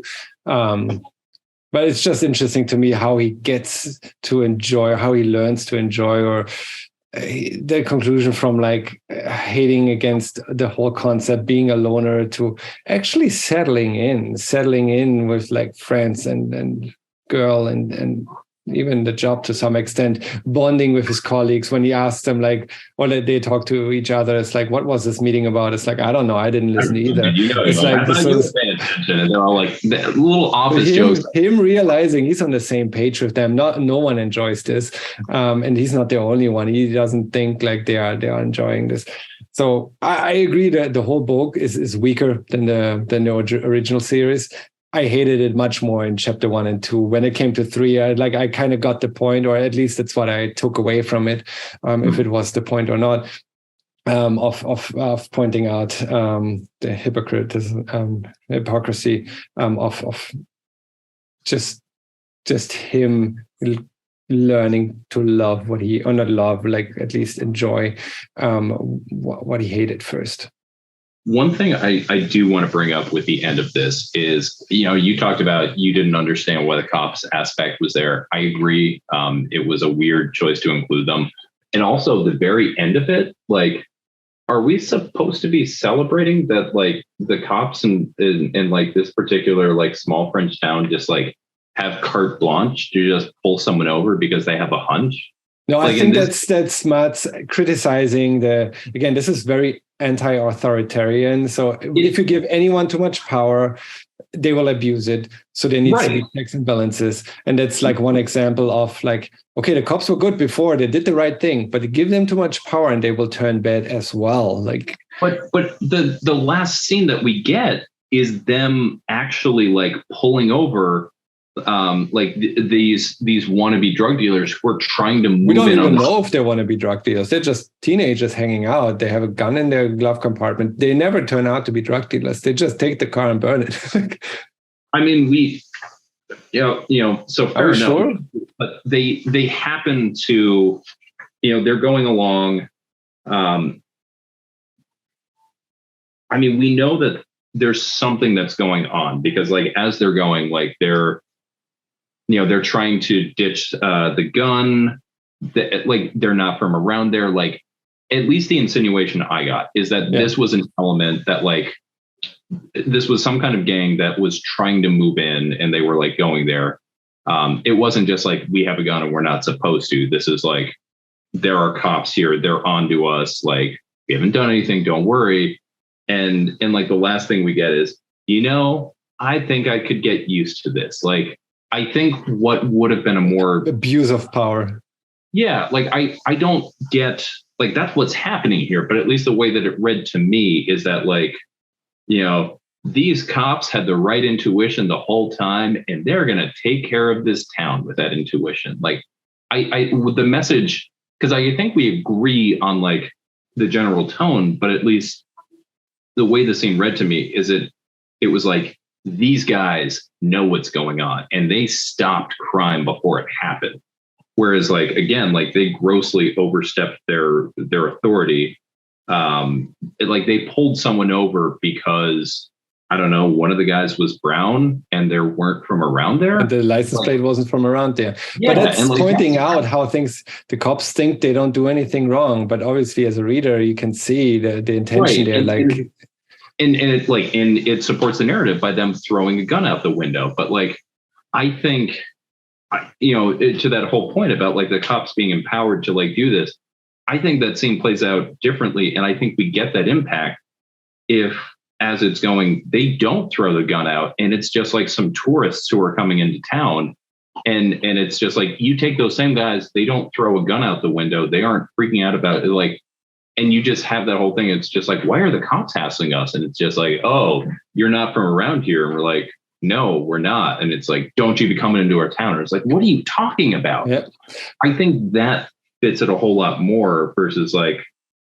But I think it's part of the aspect, like, doesn't have to be tourists. There can be two brown kids with a gun. And of course, it's like, they're not supposed to. That's in France. They're not allowed to have a gun in the glove compartment. You're not allowed to carry. But that still doesn't justify what the cops are doing. It's still abuse of power. And I think pointing that out, like, it doesn't matter if what color they are, right? Like, it's definitely wrong either way. And that's what's happening in France, like has happened for decades in France as well, with their huge immigration from Armenia, from Morocco, from Arabic countries. And cops there have been like riots in the streets multiple times over the last years and decades in Paris, in France, about that. And that kind of taking that aspect of like, yeah, if you give cops too much power, that stuff will keep happening. Right. But again, like the last panel we see of them is, you know, after they do that, it's, what a shame. Nice car like that. You keep the gun? Yeah, I think they got the message. You know what? I could get used to this carte blanche thing. This job could turn out fun after all. Like, if you're trying to send the message that there's like that this is an abuse of power, I think you flip it so that the last thing that you're on is those kids who are forced to walk. Like, just the way that I read it. But, you know, the way that it's going, I read this as the story is trying to tell me that, like, don't worry about this town. We got rid of that corrupt mayor, and now we have cops who are in tune with what's going on. Like, you know. Oh no, absolutely not. No, to me, this is because I don't think they're drug dealers, and I don't think he wants to portray them as that. Like, they're like, you're here for business, and they're like, business? What business? Like, completely confused. I think this is, and like with everything that he's written before, like the anti-authoritarian view. Right. And this is why I'm so surprised at this, because again, it feels discordant from the earlier tone. But again, like from what we see from the police in the story, like the police are portrayed in a very positive sense. It's like, prior to that, give them too much power, they'll turn bad. Right. But I don't, like, at least the way that that's written to me, okay, like the way that I read that is that, like, don't worry about the city. They're in charge. Like, as I read that, it, like, in my head, I'm like, this is an abuse of power, but I don't read this as being that. Gotcha. So I don't know, maybe, you know, I would think it makes more sense that that Matz would be saying what you're talking about, just with what we know kind of his worldview from what we read earlier. But again, that's not the way that scene read to me. Yeah.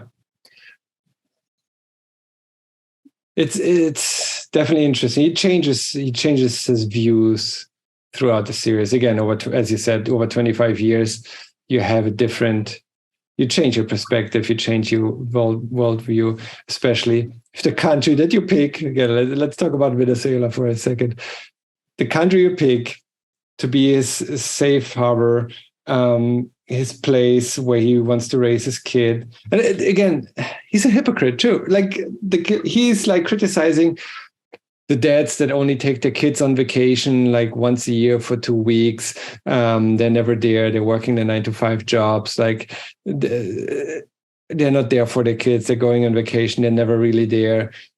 He does the same thing. Like he goes back only once a year or twice a year for vacation, takes them on vacation, sees someone tailing them, ditches his family and goes and works the next job. It's like the same, him doing that. I find it very interesting that with the aspect, because Matz could have spun this differently. He could have used current events. Like if you pick Venezuela, and Matz had no idea this was going to happen. If you pick by whatever chance Venezuela of all countries, and you write about it and you portray them as it's a fair alternative, which it was. Like Venezuela was one of the richest countries in the world in the 70s, 80s. The series started in 98, just 1 year before Hugo Chavez became president. And then the country just through mismanagement, corruption, just goes south. And as this happens, he could have taken this aspect. He could have sent the killer back to Venezuela and talk about how this socialist system does not work, how Maduro runs this country into the ground. There's like a humanitarian crisis in the country. 7 million people fled the country since 2015. They're like the highest murder rate in the world, food and medicine shortages, and all because of an anti-democratic government, corruption, and economic mismanagement. And he does not pick on that. Shows you that he's still somewhat like not in tune or like agreeing with that, but he doesn't want to admit to his earlier support of that political system. Otherwise, you have so many things you can pick up from there. Like you can send him back. You can cover how the land that he purchased for his baby mama and for his kid. Where's his son? Like his son isn't even mentioned in Affairs of the State. You could make a story out of the land being owned now by the government. They're taking over. Everything is being privatized. People fleeing. Maybe his family has to flee the country as well. Like Colombia has taken on so many refugees from Venezuela over the last 5, 6, 7 years. This is a story to be written, and especially with how much in tune he is and how much he knows about this region and what's going on. He's made that clear in the past with Cuba, with Colombia, with his knowledge around how the cartels are shifting, how Venezuela has moved over the years.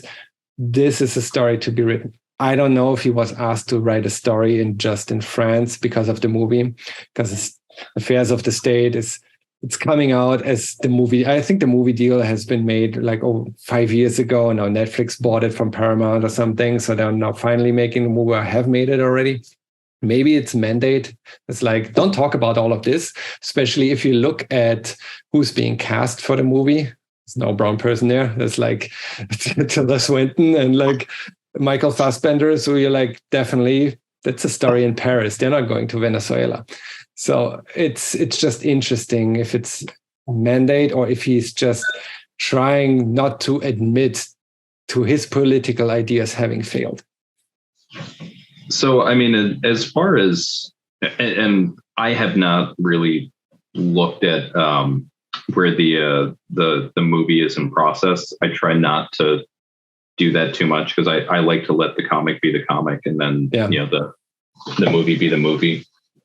But I think if you are going to script it and you're going to turn it into a movie, I think the first part, chapters 1 through 5, I think that makes a whole lot more sense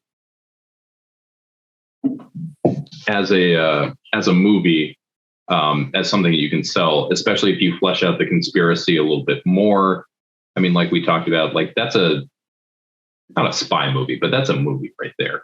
Like if you turn it into a treatise on South American countries, their relations with the United States, you turn it into a hard geopolitical, negotiation like it is. I think that's a much harder movie to sell to the general public. I don't think there's a ton of people who are like, yes, please. Let me see about South American political relations with North America in the mid-2000s. Yeah, like that's not something that someone's clamoring to go see. Yeah, this is definitely something. You got to have all aspects. Otherwise, if you're just going the assassin route, like this is a hitman that lives his life, first 5 chapters, you already have that movie. It's like Leon, like The Professional. Like it's like every movie. I mean, there's so many movies that are like that, but also we know those movies sell. So like a new one of that is going there. So yeah, doing volume 2, that's something new, that's something interesting, but does it sell? Yeah.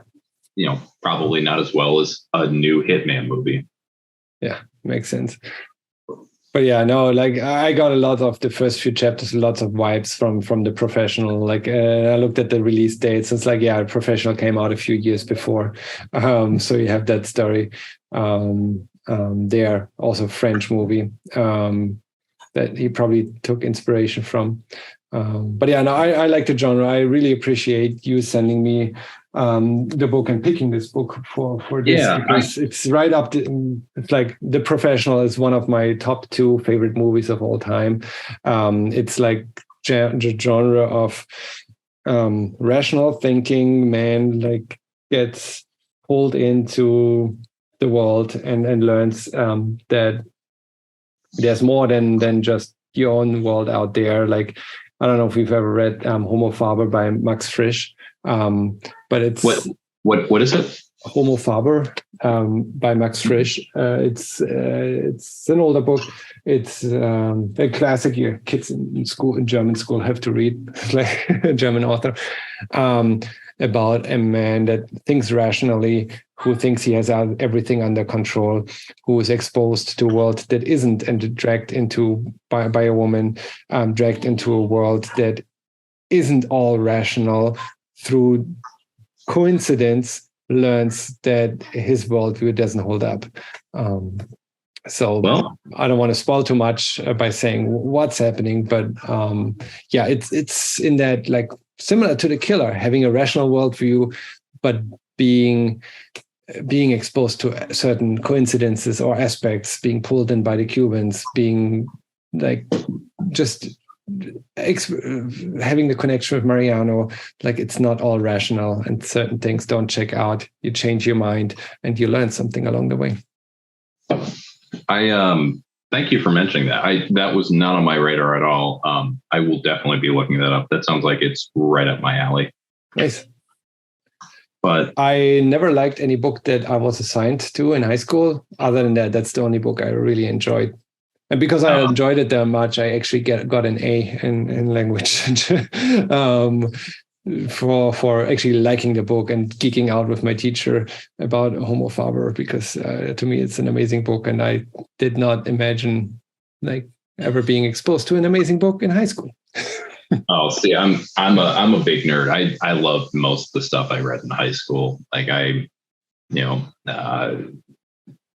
granted,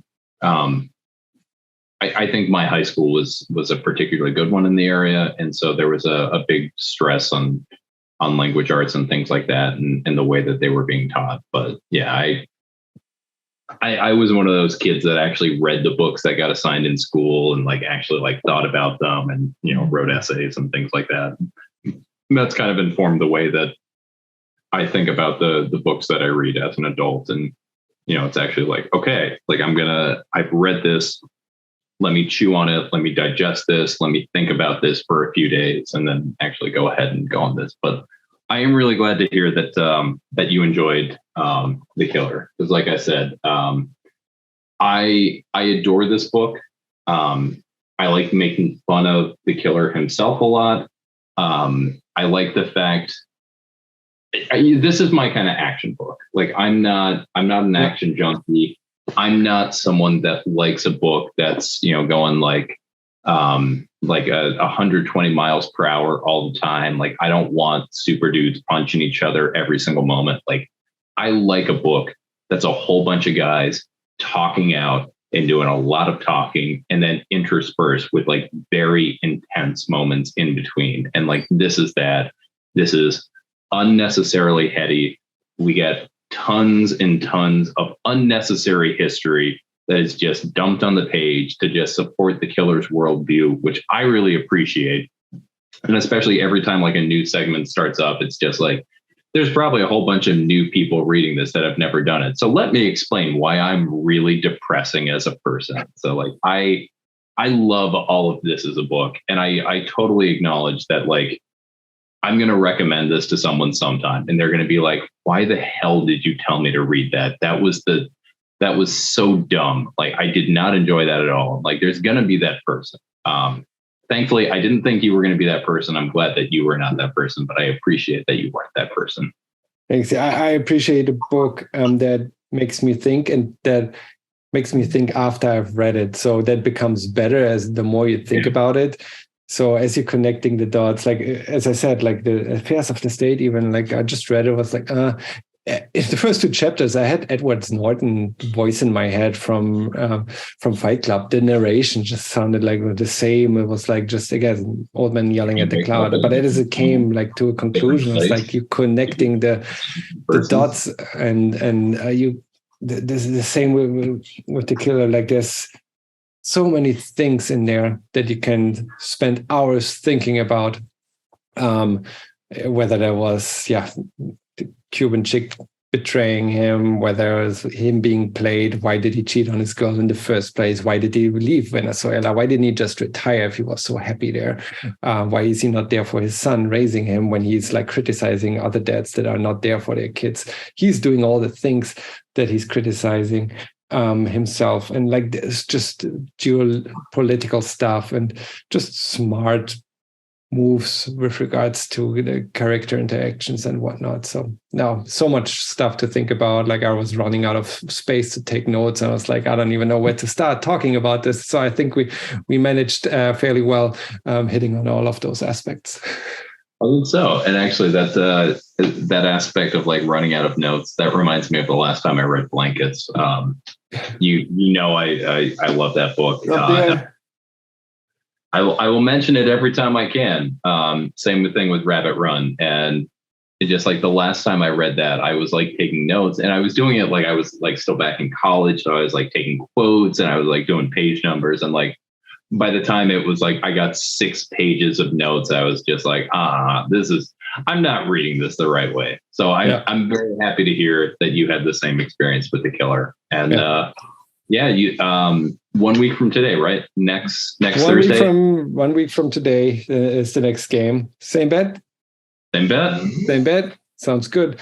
But yeah, I have not read Blankets. You'll be proud of me though, because I did read Lonely City. That's a book I had to finish today when I was like reading it, the last chapter, last issue 4, and then they called me from school. It's like, you got to pick up your kid, and I'm like, okay, picking them up, dropping them. It's like, here, you got to rest. You're sick. You're resting, and then reading the last issue. It's like, yes. So,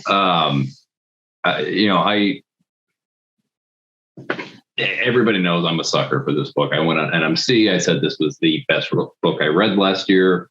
I have a video that I recorded that should be going up next week about just like me gushing about how great this book is. Like I've had people online be like, "Hey, thank you for recommending this book to me," which feels weird to me that like people are giving me credit for like Cliff Chang's masterpiece. And for whatever reason, like I get some piece of small credit. And something I will like hang on forever is I wrote an article about that Cliff Chang, ahead of FOC for issue 4, like tweeted out as like, "Hey, FOC is coming out. If you need a reason to buy it, here's an article telling you." And I was just like, "Oh, Cliff Chang knows my name, and he's using me to sell his book." Without taking agency away from you to like talk about it online and make a video, what did you think? I did like it. Maybe I hyped it up too much. I was not the best Catwoman story I've ever read. Maybe to me it's set in the wrong universe. It's the wrong alternative future. Because in this, I don't know, it's an alternative reality, but but in that alternative reality, Bruce and Selina never happened. So it's, to me, the best Batman stories, or one of the best Batman story. You mean Catwoman story is Tom King. And while I also think the Batman Catwoman 12-issue maxi series that he wrote, also by Tom King, does not hold up to his, like, with his Batman run. It's weaker than his actual Batman run. And at least it's set in that alternative, like, future, gives you an alternative of what is it going to be like when they're old. Mm-hmm. And in this one, I like the story by itself. If you ignore everything else, it's a good book. It's a good story. It doesn't make me think more, though. Like, that's always this, like, what I mentioned with The Killer, like, it keeps you thinking. Maybe because I just finished it. I read it yesterday and today. Maybe I need more time to think about it. But I don't see any pointers of, like, what do I actually need to think about more? Because it's a story from A to B. There are certain things, cool features, a cool story, but it doesn't go deeper. There's not this additional layer of the psychological aspect that I appreciate about Tom King. Again, the story is great, but I kind of like, I'm like, Bruce and Selina never happened. He died before they became a thing. And I like the similarities to The Killer in regards to, there's the small group of criminals that are trying to overthrow and abuse someone in power that is abusing his power. That at least got me connected to The Killer. I have not read your article because I wanted to read the story first before I read what you wrote. Otherwise, there would have been a spoiler. I wrote it specifically so there would not be spoilers, but. Okay. But I think I read some of it. I started reading it and I was like, oh, I don't want to go there all the way, like, and have it. Yeah, I know you said, like, don't sleep on it. It's like, oh, I'm not. I'm gonna get it the moment it comes out as a hardcover, which was a few weeks ago, and then we needed to finish The Killer first. But yeah, I made sure with both of the articles that I wrote for it that I did not put any spoilers in, so that someone could read that and then go into it. I feel like at this point we need a separate video where we just talk about our differences on Lonely City, because, like, that is a hill I am going to die on. It's like, that book is a masterpiece. But because this video is already at this point probably about 2 hours long, I will simply say the beautiful thing about Lonely City isn't sort of a thought-provoking plot that's gonna sit with you, that you're gonna go over. It's really the setting itself. I mean, the fact that this series is called Lonely City is really important. Like, Gotham in this is every bit as important as Selina herself. So this is very, very much a Selina story, but it's just as much a Gotham story. And part of the joy of this series is just seeing, like, how the city has progressed, how it's gentrifying, how it's trying to forget its past, but how those elements that are there that won't let it move on, and are just saying there is a beauty here that needs to be remembered. And just seeing those versions of those characters that are doing that, I think that, like, that's so beautiful. Like, I have said a whole bunch of times, this is 100% my favorite version of Killer Croc. It doesn't hurt that he reminds me 100% of an old coach I had. And, like, every time I read it, it just, like, reminds me of him. And I'm just like, Coach Hugh, you are right there. And I love you for that. But all the other characters and the way that they sort of, like, introduce things going on, the fact that this is inherently a Selina story, like, this couldn't have happened to anybody else.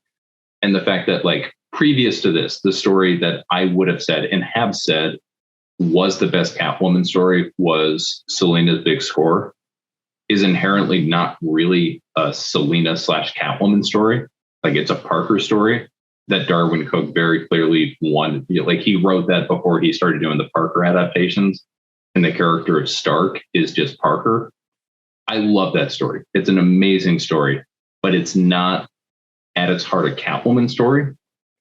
Whereas this is purely a Catwoman story. And, she's driven, but she's not defined by her relationship with Bruce. And I think that's very important for who she is and what all happens here.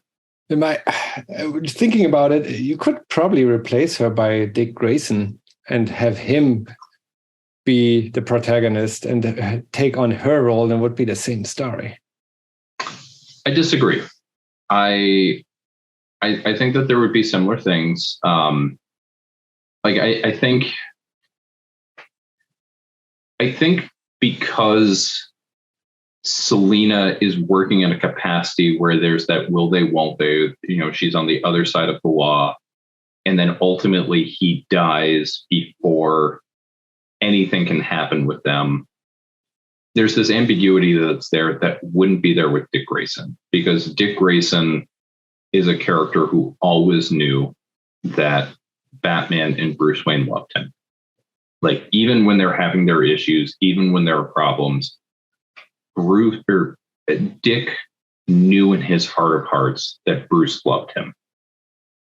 And with Selina, you don't have that. And so part of this whole story is her trying to find out, like, what was he trying to tell me? What was I to him? What is this relationship? There's an ambiguity there, but she's also defined by more than just her relationship with Bruce. And that's one of the things that I love about this, is that she has this unique aspect where she has the Bat family. She has a relationship with that. She has that kind of icy relationship with Barbara where, she was brought into the Bat family, but Barbara never accepted her. She's just like, you're a criminal. I don't know why you're here.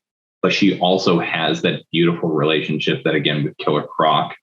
I don't, because this isn't a Lonely City video, I don't want to spoil it, but there are. Yeah, but we're probably past that point at this point. So, hey, spoilers for Lonely City. All right. So now that we've got spoilers for Lonely City, by the way, there we go. All right. Yeah. So now that we're past that,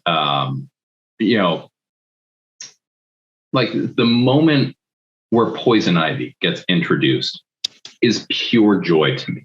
Like, it just, and again, like, you can't get that moment with Dick Grayson because that's not going to be there. So also Dick Grayson is not going to break into the Batcave, but it's just, you get to see her, go through these things. Again, that Poison Ivy reunion where, like, she's living her best life. She's part of like a holistic drug cartel, is like this beautiful moment where I absolutely love it. What she does with the Riddler, like, I can't think of anyone else who has ever made me like the Riddler as much as him. Like, I like the war of jokes and riddles, but I never felt like that story actually captured what the Riddler was. That was Tom King being like, what if we made the Riddler the coolest he could be? I'm like, all right, I'm here for it. Like, I don't really think much of the Riddler, but like in this story, it's like, okay, this version of the Riddler makes sense to me. And it's just like, every time we get introduced to these other characters, it just like, it makes me so happy to see that version of them. When we go through Gotham and we see Captain Cold Brew, where they're charging $20 for a muffin because the lingonberries are organic. Like, all of these things that are happening, like, that all makes sense to me. And that makes me really happy. And that's, I think, the true beauty of Lonely City. It's not a story that's based on the plot. Like, I don't know if I've written about it, but like, it reminds me of the Dragon Quest series of RPGs. So Dragon Quest is a long-running Japanese RPG, JRPG series that's like right up there with Final Fantasy. And when I think about Final Fantasy, I think about typically like very intricate plots that are like very like, nuanced, and there's a lot of things that are happening. And like the Final Fantasy games are typically plot driven. And, they are, situations where like you keep playing the game because you want to see more of the plot and you want to see what's all happening there.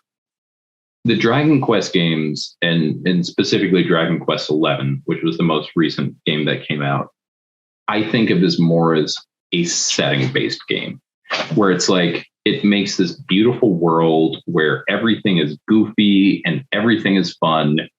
And it's fun playing the game and being in that world. And it's like the plot is almost secondary. You're not playing this game to see this plot.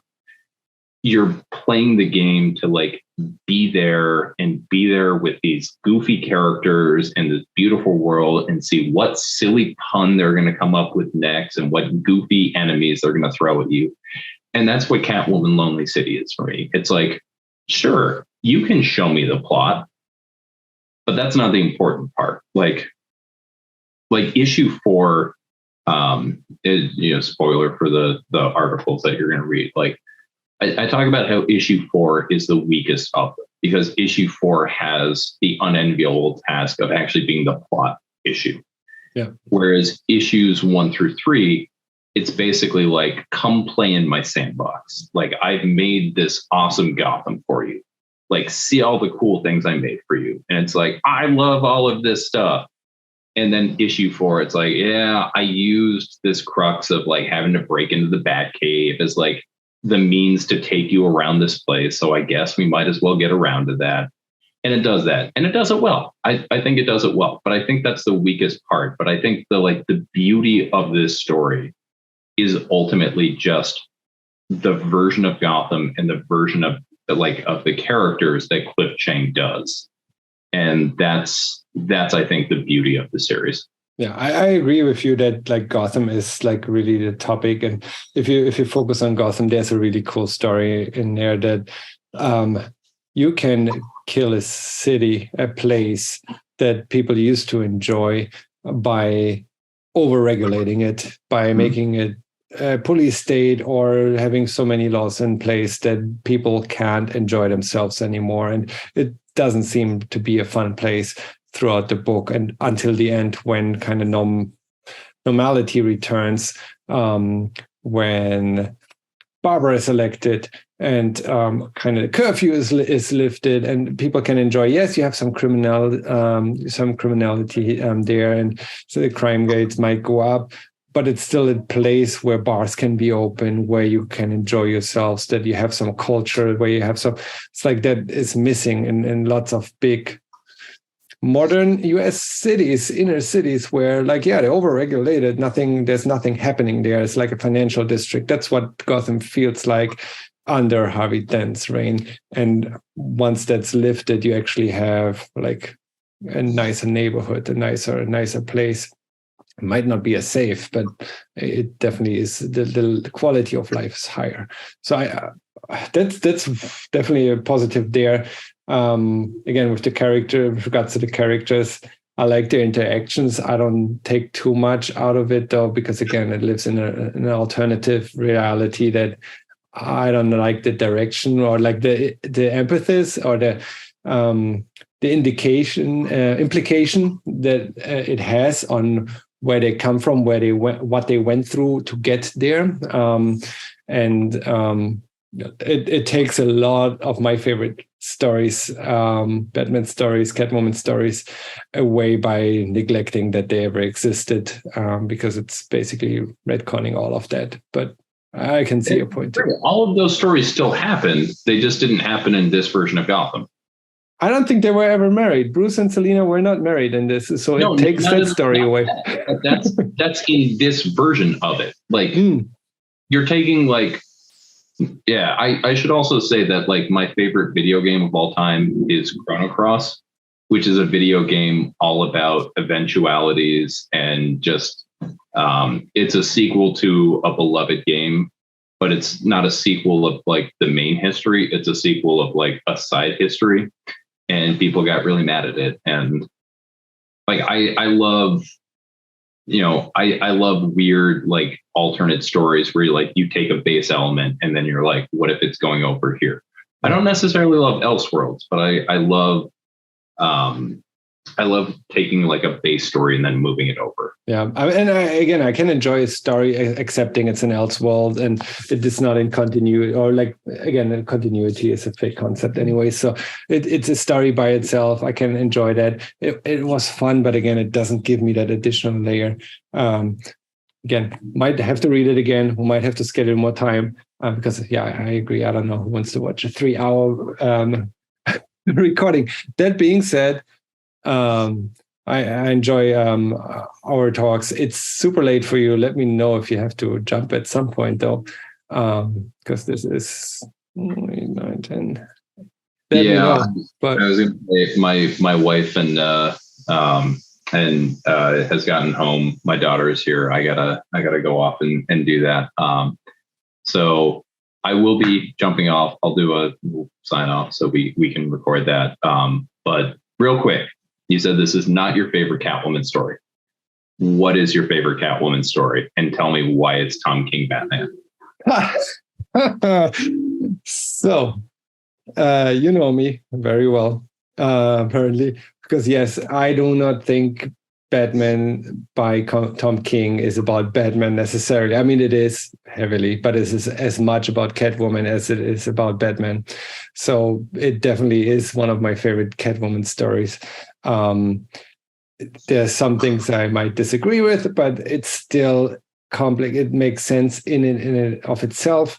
How their interaction is, what Catwoman's actions cause in that world, how they both find a way, and how Bruce actually struggles with things more that she's able to comprehend faster.